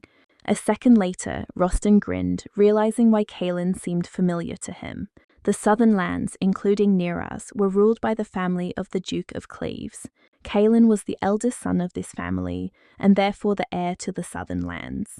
After the ship stopped, Eileen was quickly found and put in prison. Eileen thought that she still had one more chance anyway. She could again take advantage of Raina's naivety, which could be deceived endlessly. Eileen thought that such naivety was logical, since Raina grew up in hothouse conditions, and she was very wrong to think so. Eileen had to regret it the very next minute. Raina appeared next to her prison, completely engulfed in dark flames. A very promising smile played on Raina's lips. Eileen turned pale. A shudder ran through Eileen's body. The girl thought that she was very wrong about Raina. Now Raina no longer seemed like a naive simpleton to Eileen. She looked more like a demon lord born in the underworld itself. Eileen backed away from Raina, muttering that she had her reasons for doing what she did. Raina smiled and said she would be happy to hear Eileen's reasons. Raina's dark magic shot out from her hand and slammed into Eileen's chest. Raina said that this time Eileen would speak with her heart on the line. Eileen looked at Raina in horror, trying to understand what had just happened. Raina said that nothing terrible happened to Eileen. She just planted a small clot of dark flame in her heart. Raina explained that if Eileen tried to lie or break her word, the clot would turn her heart to ashes. Raina smiled very contentedly. She was clearly proud of herself. Raina said it was time for her and Eileen to get down to business, and stated that it was time for Eileen to begin rebuilding the granary. Eileen looked at Raina in disbelief, trying to comprehend how it was possible that her perfect plan hadn't worked. Eileen dropped to one knee, bowed her head before Raina, and vowed to her to restore the granary. Eileen returned to the north. The restoration of the granary continued. The sight of continuous construction gave hope to the people of the north. But as soon as one problem was dealt with, another one immediately appeared, which Veronica hastened to report. Veronica reported that they had a sudden shortage of hands. The cultivation of the land took too much effort, so more people were needed. Farmers who were cultivating the land complained that they were unable to do anything. Raina hadn't expected such a problem to arise, and thoughtfully asked what exactly could be done about it. The solution was found in the east. Duke Rubelite had just introduced new taxes that did not suit the people, because after paying them, people had nothing left. People complained that they had no money left to feed their families, but rumors began to reach the east about a granary in the north. Farmers in the east were well aware that the north might need help to restore its breadbasket, so it wasn't long before Duke Rubelite received news that the farmers of the east had fled. The news of this greatly surprised Duke Rubelite, and he indignantly asked where the farmers could have fled from their lands. The servant hesitated, but answered honestly that everyone had rushed north to restore the granary, and things with the restoration of the granary were really going well, which could not but please Raina and Rostin. Raina happily noted that the farmers of the east could not only help physically, but could also pass on the necessary knowledge to the people of the north. Rostin was not as joyful. He replied that he was indeed glad that everything was going so smoothly, but was still very worried. Raina asked in surprise what exactly was troubling Rostin, since nothing terrible was happening after all. And just at that moment, Raina heard Veronica's scream, which did not bode well. And indeed, when Veronica ran up to Raina and Rostin, she said that she had bad news. Duke Rubelite, of course, could not remain indifferent to the fact that people were leaving his lands. Duke Rubelite wanted to check first whether there really was work for people in the north. What the Duke saw, to put it mildly, did not please him. The fields in the granary were huge. Absolutely all the farmers could have gone there. There would have been enough work. Fearing that he would lose men and money, Duke Rubelite ran to the high priest. The temple attendant said that the high priest was still in his room, which did not please the Duke at all. Duke Rubelite, knocking on the high priest's door, mentally grumbled that he was still sleeping at noon. Upon hearing permission to enter, Duke Rubelite immediately burst into the room. The high priest calmly finished dressing, buttoning the last buttons on his cassock. The high priest asked how he could help Duke Rubelite, and the Duke indignantly replied that the matter concerned Raina. Duke Rubelite claimed that Raina was cultivating the granary in the north with dark magic, and had taken all the farmers in the east for herself. The Duke said that he wanted to intervene, but he couldn't if Raina was enslaving people with her demon lord power, which was heard by the crown prince, who just then entered the high priest's room. The appearance of the crown prince came as a surprise to Duke Rubelite. Duke Rubelite tensed up because he didn't know how exactly the crown prince would react to such news. The crown prince chuckled and thoughtfully asked if Reina was the very daughter the Duke had been hiding from everyone all this time. Duke Rubelite, who sincerely believed that Reina's existence was a secret to everyone, was shocked by what the crown prince knew about her. A nervous tremor ran through Duke Rubelite's body, and he stuttered and asked how the crown prince knew about Rein. The crown prince smiled very smugly and replied that more rumors had reached the imperial family than anyone could have imagined. Duke Rubelite froze, feeling real horror. The man thought that he tried his best to hide Reina, but the most influential people still found out about her. The high priest, seeing Duke Rubelite's reaction, asked the crown prince to leave them with the Duke. The high priest explained that he needed to discuss something important with Duke Rubelite in private. The crown prince did not refuse, so the high priest and Duke Rubelite were left alone. The high priest, pouring tea for Duke Rubelite, said that the situation had changed a lot since their last conversation. The high priest said that it was because they finally had a saint. The high priest stated that these changes meant they needed to move on to the next step of their plan. Reina and Rostin looked into the distance with excitement, trying to see what was happening on the northern border. Reina was unhappy that Duke Rubelite was once again trying to harm someone. An army camp was visible in the distance. The Duke had stationed his personal troops on the border of the north and east. Veronica explained that Duke Rubelite was using these troops to catch farmers who fled north across the river. Veronica said with displeasure that everyone who tries to get north is caught and severely punished. This news did not please Reina and Rostan very much, including because of their concern for the people. Reina even gritted her teeth in anger, perfectly understanding why Duke Rubelite suddenly decided to do this. According to the stories of people who managed to escape from the eastern region, working for the Rubelite Duchy has become terribly unprofitable. Whatever harvest people gathered, absolutely everything went to pay taxes, and eventually people decided to leave their homes and move north in search of a better life. Reina was genuinely infuriated that Duke Rubelite had decided to deprive people of such an opportunity. In the end, Reina dispersed Duke Rubelite's troops with her dark magic without any regrets. But it turned out that Duke Rubelite managed to achieve his goal in a short period of time. Although Reina had dispersed the soldiers, the granary fields were empty, and farmers from the eastern lands stopped appearing. And the reason for this was not only the people's fear of Duke Rubelite's soldiers. Duke Rubelite, in an effort to save his money, decided to share important information with the people of the east. Duke Rubelite called everyone to the main square and announced that he would tell a terrible secret about the Rubelite family. Duke Rubelite stated that it was about Reina Rubelite, his eldest daughter, whom he had locked underground at the age of 8, and the woman who had gone north. Duke Rubelite announced to everyone that Reina had received the power of a demon lord and would definitely destroy this world. Duke Rubelite said with feigned regret that it had been very difficult for him, as Reina's father, to decide to reveal his daughter's true identity to the world. Duke Rubelite said that Reina had grown up, and now he simply couldn't keep everything a secret. Duke Rubelite stated that he had a duty to warn the people of the empire before the Reina became an even greater threat to peace. Duke Rubelite apologized for deciding to tell everything only now. Duke Rubelite said that they might yet have to face the consequences of his silence, and vowed that if Reina invaded the eastern lands, he would protect everyone to the very end. When Reina used dark magic to deal with Duke Rubelite's army, she only confirmed his words. The soldiers who were on the border of the lands began to tell with horror about what had happened to them. Eventually, the rumors grew to the point that the farmers of the East believed that those who were able to escape and work in the East were enslaved by the power of the demon lord, and in fact, Reina was forcing them to work. There was no end to these rumors, and Duke Rubelite was very pleased with himself.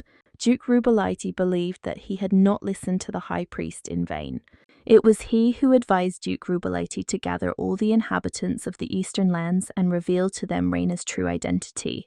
At first, this shocked Duke Rubelite, who believed that his family's reputation would suffer if this happened. The high priest advised emphasizing the clash between paternal love and ducal duty, thus explaining why he decided to reveal the truth so late. This calmed Duke Rubelite somewhat, but did not convince him completely. The high priest said that Duke Rubelite had nothing to worry about, since the temple would stand on his side. Duke Rubelite suddenly decided to share his doubts with the high priest. Duke Rubelite said that Reina was acting very strangely, because, in fact, she was restoring the granary for the people of the north. The Duke asked if the high priest was sure that the awakening of the demon lord should begin soon. Duke Rubelite asked the high priest what they should do if the awakening never happened. A not very kind smile appeared on the high priest's face. The man replied that in that case they would have to make Reina a demon lord themselves. These words from the high priest were unexpected for Duke Rubelite. Duke Rubielite, doubting that he had heard the high priest correctly, asked him again if he really intended to make Reina a demon lord. The high priest replied with a grin that it wouldn't be that difficult, and that Reina would be perfect for the role of demon lord.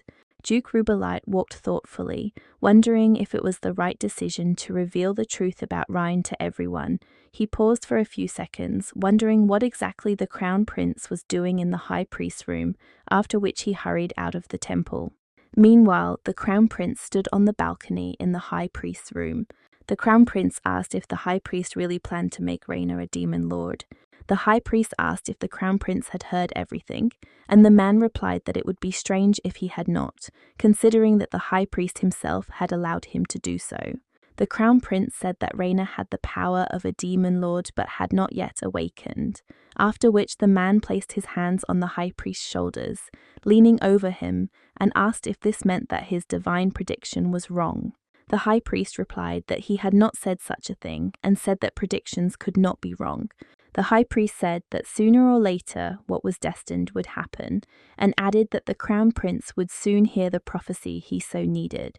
The crown prince chuckled, but decided that this time he would prefer to believe the high priest. The crown prince placed his hand on the high priest's chin and said that it would be a good idea, since he had prayed so much.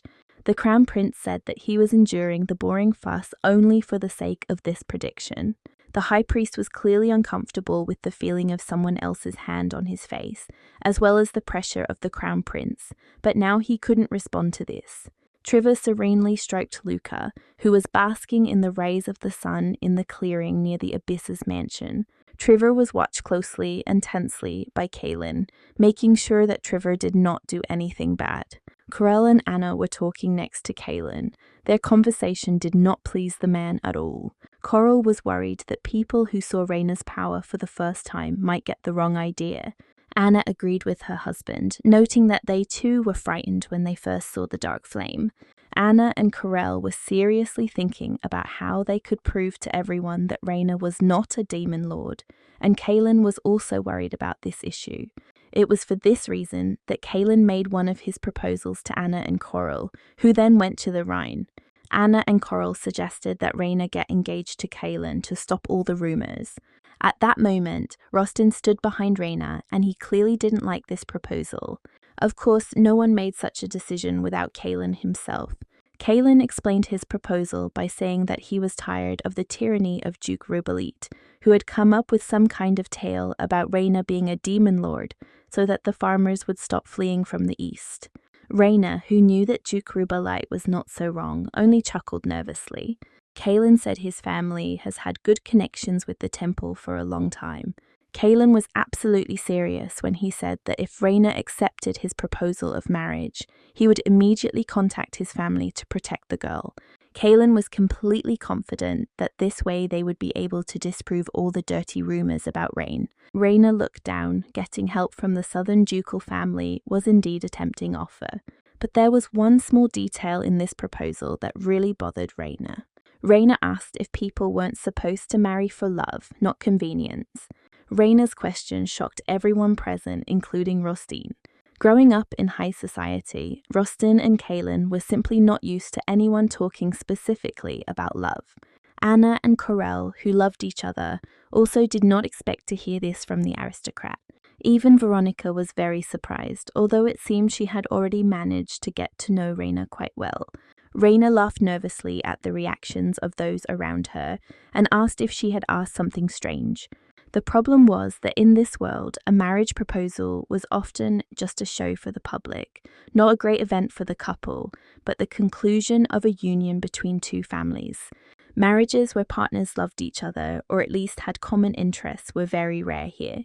Rostin came to Raina's aid, saying that there was no need for her to marry Kaelin. Rostin said that there is another way to resolve the current situation. The method proposed by Rostin was truly ingenious in its simplicity. Rostin suggested engaging bards who would sing a song about a beautiful black flower who was an unwanted daughter in the Duke's house. The poor girl was destined to die alone, but in the darkness of her loneliness, a light appeared. New feelings overwhelmed the girl Reina, and the flame of love began to blossom in her heart.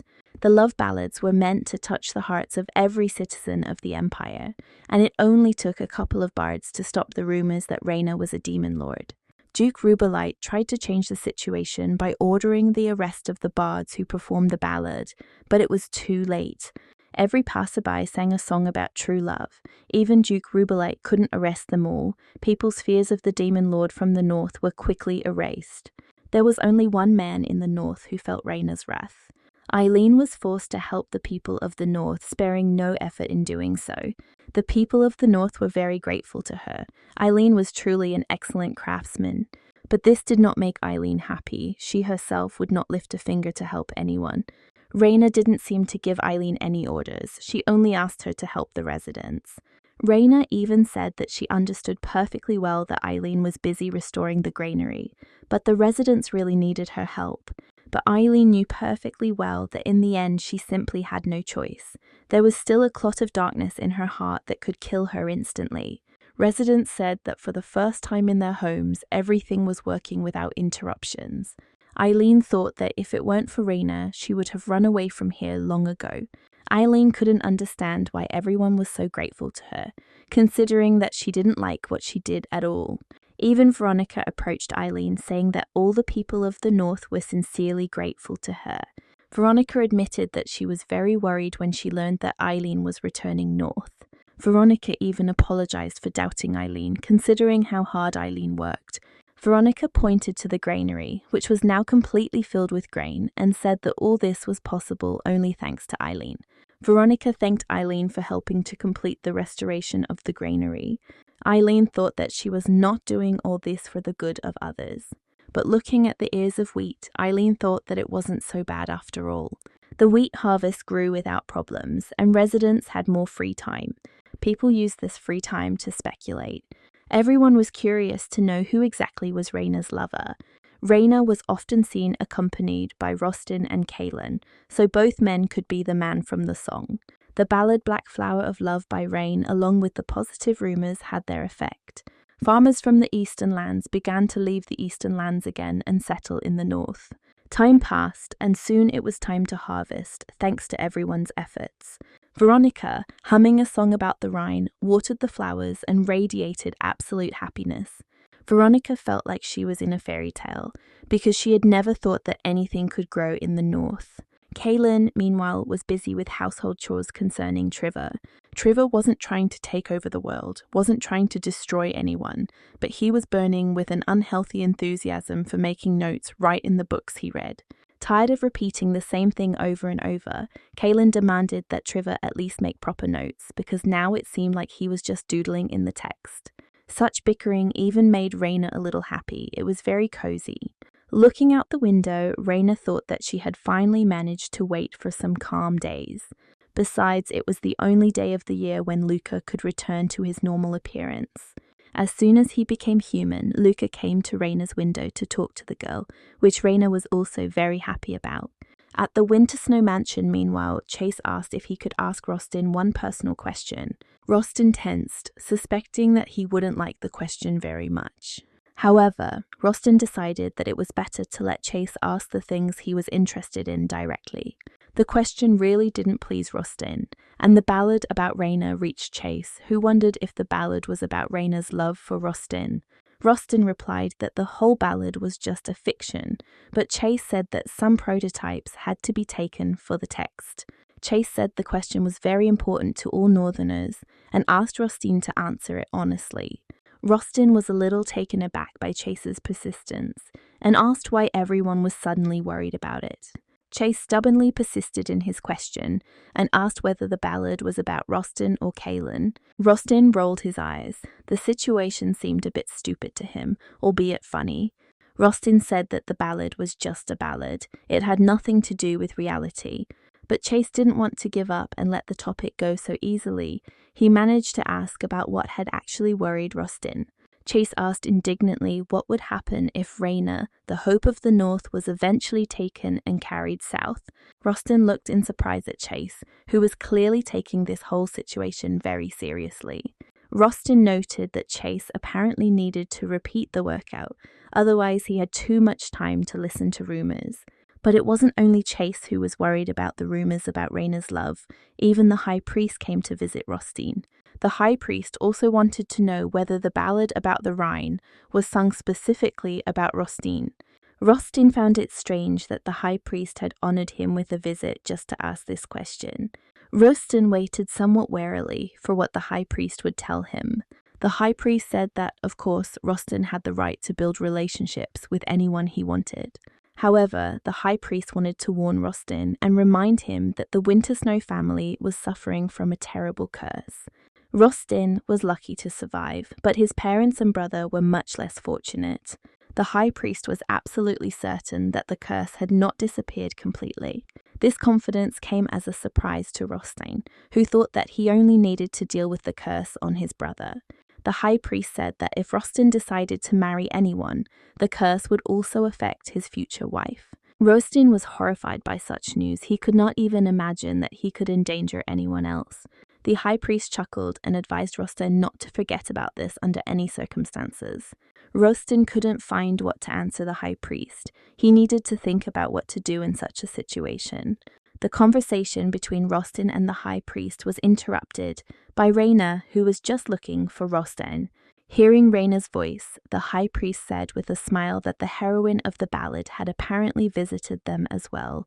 Rostin only lowered his eyes. The High Priest's words really touched him. Rostin tried not to show it, but apparently he failed. Rayna noticed that Rostin's mood was very gloomy, but she did not comment on anything.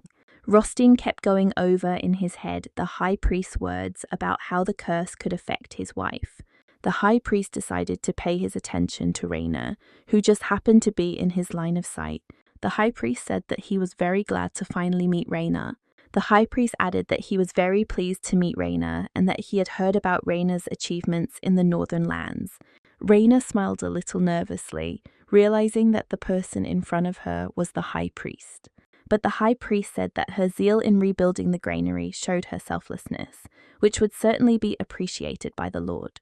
Rayna was in no hurry to relax around this man. He seemed dangerous to her. Rayna couldn't tell from the High Priest's eyes whether he had guessed that she was a demon lord. Rayna began to play the same game as the High Priest, so she broke into the sweetest smile and said that his fame had reached even the northern outskirts. Rayna said that it was an honor for her to meet the High Priest. The High Priest asked if Rayna's coming-of-age ceremony was to take place this year. The High Priest said that this was the most important event for any noblewoman and offered to hold this ceremony for Rayna at the Imperial Palace. The High Priest said that they would be very glad to have the presence of Rayna Rubelite, the savior of the North. Rayna thought that since the High Priest was inviting her to the palace, he had no idea that she was a demon lord. Rayna smiled, thanked him for the invitation, and said that she would be happy to accept. The High Priest said he was very happy about this, and added that it was customary to come to such ceremonies with one's partner.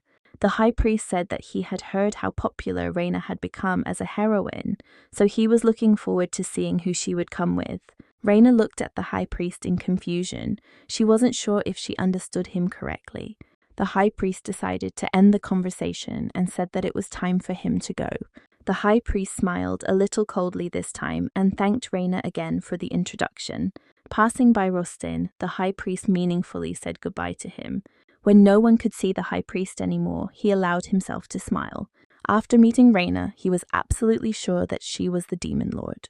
The High Priest now really needed Rayna to come to the ceremony at the Imperial Palace. The High Priest thought that on this day, he would remove Rayna's mask and show everyone her true nature. Rayna breathed a sigh of relief, thinking that the High Priest didn't suspect anything. Rostin asked why Raina had come. The girl replied that she had started talking with Luca, and he had told her a lot of interesting things. Raina said that Luca told her, among other things, that before the death of his and Rostin's parents, harvest festivals were often held in the north. Raina found Luca's story very interesting, so she thought that they could organize such a festival. Raina said they could have a celebration to celebrate the restoration of the granary. Raina smiled and said that she would very much like to celebrate with those who clung so hard to life. Rostin looked at Raina with some surprise, not trying to interrupt her enthusiastic explanations. Raina was talking about how they should have cooked a lot of food, and Rostin was wondering in his mind why this girl was trying so hard for the north. For Rostin, this was strange because, in fact, Raina had nothing to do with this place, and besides, he almost took away even the estate from her. But even after that, when Raina thought Rostin was dead, she promised to protect the north in his place. Rostin also noted that from the time Raina saved him, he stopped being tormented by insomnia. When Raina finished her explanation, Rostin replied that they would hold a festival. Raina even lit up with joy, but Rostin hastened to say that there was one problem. Rostin said that there was no one in the north who could organize such a festival, but Raina told him not to worry about it. Raina smiled and said that she had already asked Kaylin to contact someone. Rostin was a little tense about Raina's initiative, but he didn't forbid the girl anything. And soon someone from Kaylin's side did indeed come north, his aunts Jen and Layla, both festival specialists. Layla complained that she had never felt such a strong cold and wondered how Kaylin could live here. Jen told her that Kaylin was a traveler, so he quickly got used to different conditions. Layla asked gloomily how they were supposed to hold a festival in such a situation. Jen replied that preparing for the festival was important, but they had one more mission. Kaylin declared that he would never marry. Because of this, Jen and Layla had to learn more about the girl sung about in the ballad they heard. And after that, Jen and Layla had to help Kaylin achieve mutual love from the girl. Layla asked grimly if that meant they were going to be matchmakers here, fearing she would freeze to death in the north before they could marry Kaylin off to anyone. Jen and Layla got to know Raina pretty quickly. It was Rain, Jen, and Layla who came up with different ideas for the festival. The main idea that Jen and Layla came up with was to use straw to create a party area. Raina thought it reminded her a little of the holidays they had back home. Raina agreed to the idea and asked Jen and Layla to organize a celebration that would allow both adults and children to enjoy themselves. Meanwhile, Jen and Layla were studying Raina and her reactions very carefully. They could not help but notice that Raina was very proactive and sociable. The girl was very much loved in the north. Jen made a point of noting that Raina was stunningly beautiful and healthy. Because of this, the aunts decided that Raina was ideal for the role of wife of the heir to the southern lands. Jen thought with tears in her eyes that Kaylin had managed to find the woman of his dreams in Raina.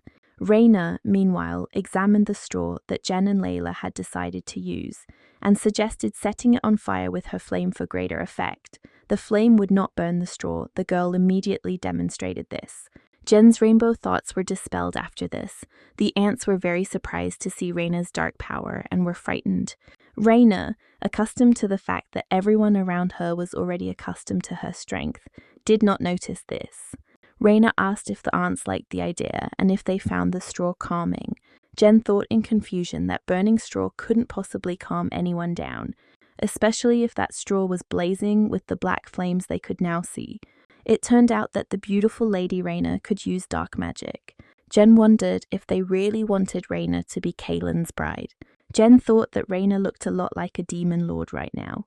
Raina left, leaving the straw to burn, after which Kaylin himself decided to intervene in the situation.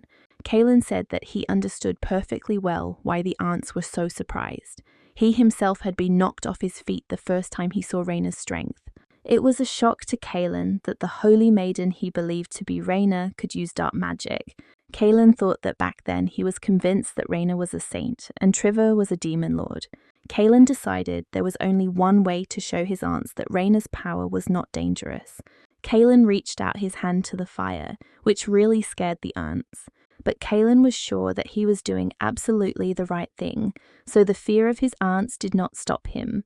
Kaylin confidently placed his hand on the blazing haystack and said that Raina's power never harmed people. This surprised Jen and Layla. The aunts could not find the words to answer Kaylin. Kaylin explained that Raina was not a demon lord. There was simply a misunderstanding, which is why the ballad was created to dispel the rumors. Jen calmed down completely, her thoughts once again focusing on Kaylin's personal life. According to Kaylin, it turned out that Kaylin and Raina don't like each other. Even Layla was saddened by the fact that Raina's love story was just a fiction. Jen, however, didn't agree with her. She said that Kaylin had a special look when he looked at Raina. Jen explained that only a young man in love with a girl could have such a look, which meant Jen had to create the perfect scene for Kaylin and Raina to fall in love.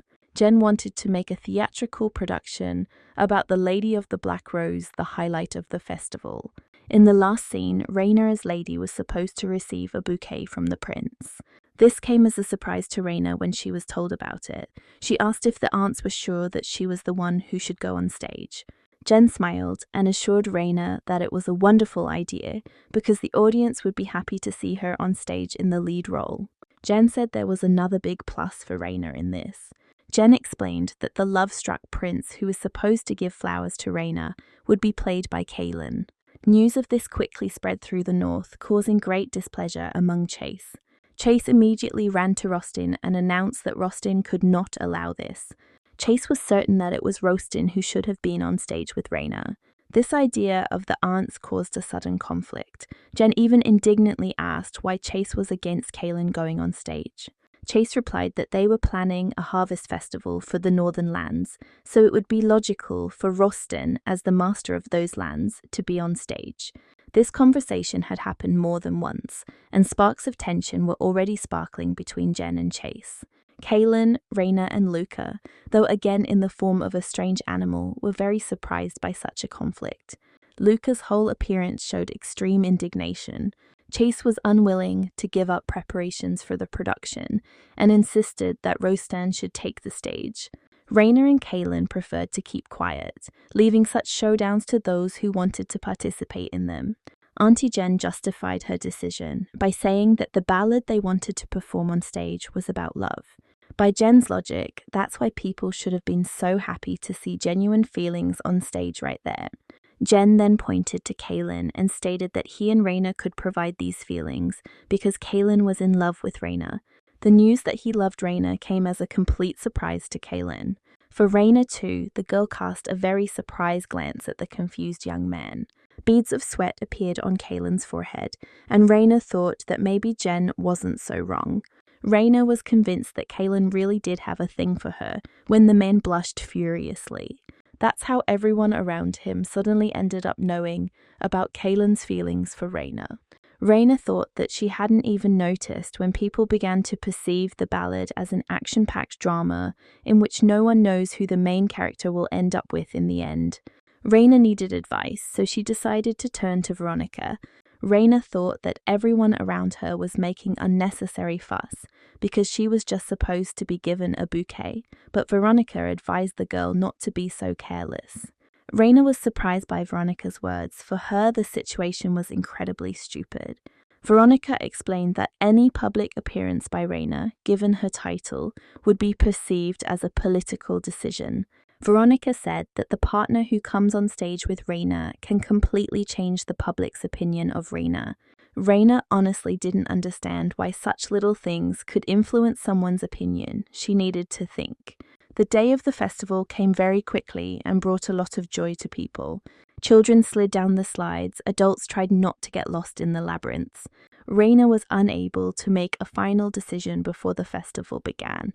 For this reason, she was still unsure who would give her flowers, even when her aunts dressed her in a beautiful dress. Jen did not fail to note that they brought this dress from the South. All the ladies of the South could wear it every day and enjoy balls. The aunt stated quite proudly that the southern lands among all 4 duchies had always been considered the richest. The aunt said that if Raina decided to go south with Kaylin, then all this wealth would belong to her, which the girl did not like very much. Before this, Raina sincerely did not understand what exactly the aunts were trying to achieve. Raina realized that if she suddenly decided to go on stage with Kaylin, it would really be misunderstood. Everyone will consider Kaylin to be the lover from the ballad, and this will be the collapse of the North. Raina realized that the people of the North believed that her departure south would mean the end of the granary. Now Raina understood what exactly this production meant for the people of the North, and what exactly Veronica meant. Luckily, it was not too late to make a decision, so Raina smiled and told her aunts that she knew who would be going on stage with her. Standing on the stage and looking at the man who came out, Raina thought that her choice was not guided by personal feelings at all. The festival was originally held for the people of the North, and their choice would always be Rosten. Raina looked at the people with a smile and thought that in any case, she couldn't fail to live up to their expectations. But Rosten also decided to shock Raina a little, so he said that he wanted to give her everything he had. Rosten handed Raina a bouquet and said that the reason for such a desire was that he loved her. Raina, knowing full well that these phrases were not in the script, looked at Rosten in shock. The people of the North, of course, were jubilant. Only around the aunts and Kaylin there was a somewhat gloomy atmosphere. The aunts reassured Kaylin that he would definitely find a worthy girl for himself. Raina did not have time to answer Rosten. After his declaration of love, the curtain fell on the stage, signifying the end of the performance. After this, Raina finally managed to pull herself together and asked Rosten if it was just a playful improvisation. Rosten didn't answer Raina, he just smiled softly, which again stunned the girl. Raina blushed slightly and became embarrassed. She sincerely did not understand what was happening. Rosten decided to start from afar and said that he remembered very well how harvest festivals were held in the North. It seemed to Rosten that he would only be able to see the barns filled to the brim with grain again after defeating the demon lord. Rosten said he really wanted to express his gratitude for how Raina made the dreams of all Northerners come true. Rosten asked Raina how exactly he could do this. Raina was taken aback for a moment. Rosten had surprised her too much that day. Not only did Rosten say strange things, he also smiled in such a way that Raina's thoughts ran off into the distance. Raina cleared her throat, trying to collect her thoughts, and said that she hadn't done anything for anyone's gratitude. However, Raina did have one request for Rosten. This request forced Chase to visit a sculptor who had been practicing his craft for over 30 years. Chase's order surprised the man very much, but he gladly took on the task. The work was completed very quickly. Rosten watched as the statue was placed in its right place. Rosten didn't expect Raina to ask something like that. This girl continued to surprise him. Raina, however, was thinking that if they placed the statue in the exact place she had indicated, it would be clearly visible from the east, which would be a thorn in the side of Duke Rubelite. With the combined efforts of the men of the North, the statue was erected, and the residents looked at it in surprise. The unusual thing about the statue was that it was a monument to farmers made of bronze. During this era, bronze statues were only erected for rulers and nobles who had made a significant contribution to the development of the country. Raina wanted to use this statue to thank the people of the North for their hard work. Raina told Rosten with a satisfied smile that by seeing this statue, the farmers would know that they were always welcome in the North. Raina said that people from the East would definitely want to visit the North now, regardless of any rumors. Raina was sure that all the farmers would flock north and the fall of Duke Rubelite would be inevitable. Raina laughed a little villainously, while Rosten watched the girl with a smile. Rosten thought that his parents would be very surprised if he told them about Rhine. Rosten was sure that his parents would find it very strange that he fell in love with such a girl. In the western lands, people were picking mushrooms in the forest and were about to leave because night had fallen, but their preparations were interrupted by a strange sound that they heard right behind them. When the people turned around, they saw a huge rift that appeared nearby in the blink of an eye. Kaylin walked around the Abyss mansion, yawning desperately. The man was tormented by insomnia. Ahead of him, Kaylin suddenly noticed Trevor. It looked like he was either going somewhere or had just returned home. Kaylin caught up with Trevor, grabbed him by the shoulder, and asked where he had been at such a time. Trevor turned silently to Kaylin, and only now did Kaylin notice something strange. This strange thing surprised and somewhat frightened Kaylin, since he had already become accustomed to Triver. But now Triver was engulfed in the dark fire that Raina usually used. Kaylin couldn't believe that Triver could actually use Raina's magic. Aiden recalled the prophecy that said that at the moment when the demon lord would engulf the entire world with his dark flames, the saint would appear and save the world. This prophecy was spoken 1,000 years ago. Aiden heard it together with the high priest. After this divine revelation, both the high priest and Aiden eagerly awaited the appearance of the saint. And then the saint appeared, the prophecy began to come true, but Aiden was not exactly happy about it. The saint turned out to be a rather naughty girl who constantly tried to escape from training. Escape in the literal sense. The saint periodically ran away from everyone through the window. During one of these escapes, Aiden managed to intercept the saint. Aiden asked the saint if she was planning to escape from the temple without being noticed by anyone. The saint laughed nervously, saying that Aiden had arrived earlier than his usual schedule and climbed down from the windowsill. Aiden grimly told the saint that she must remember that she was not allowed to leave the temple.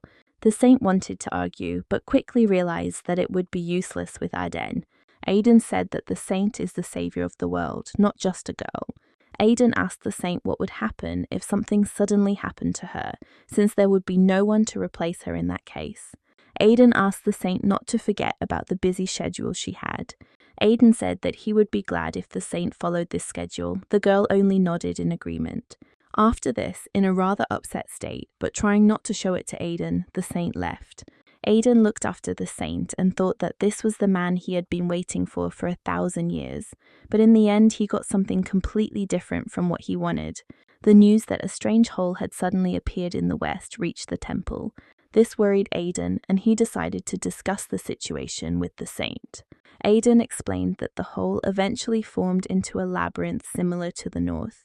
Aiden said that the saint needed to go into that labyrinth and destroy the monsters that were there before they could escape.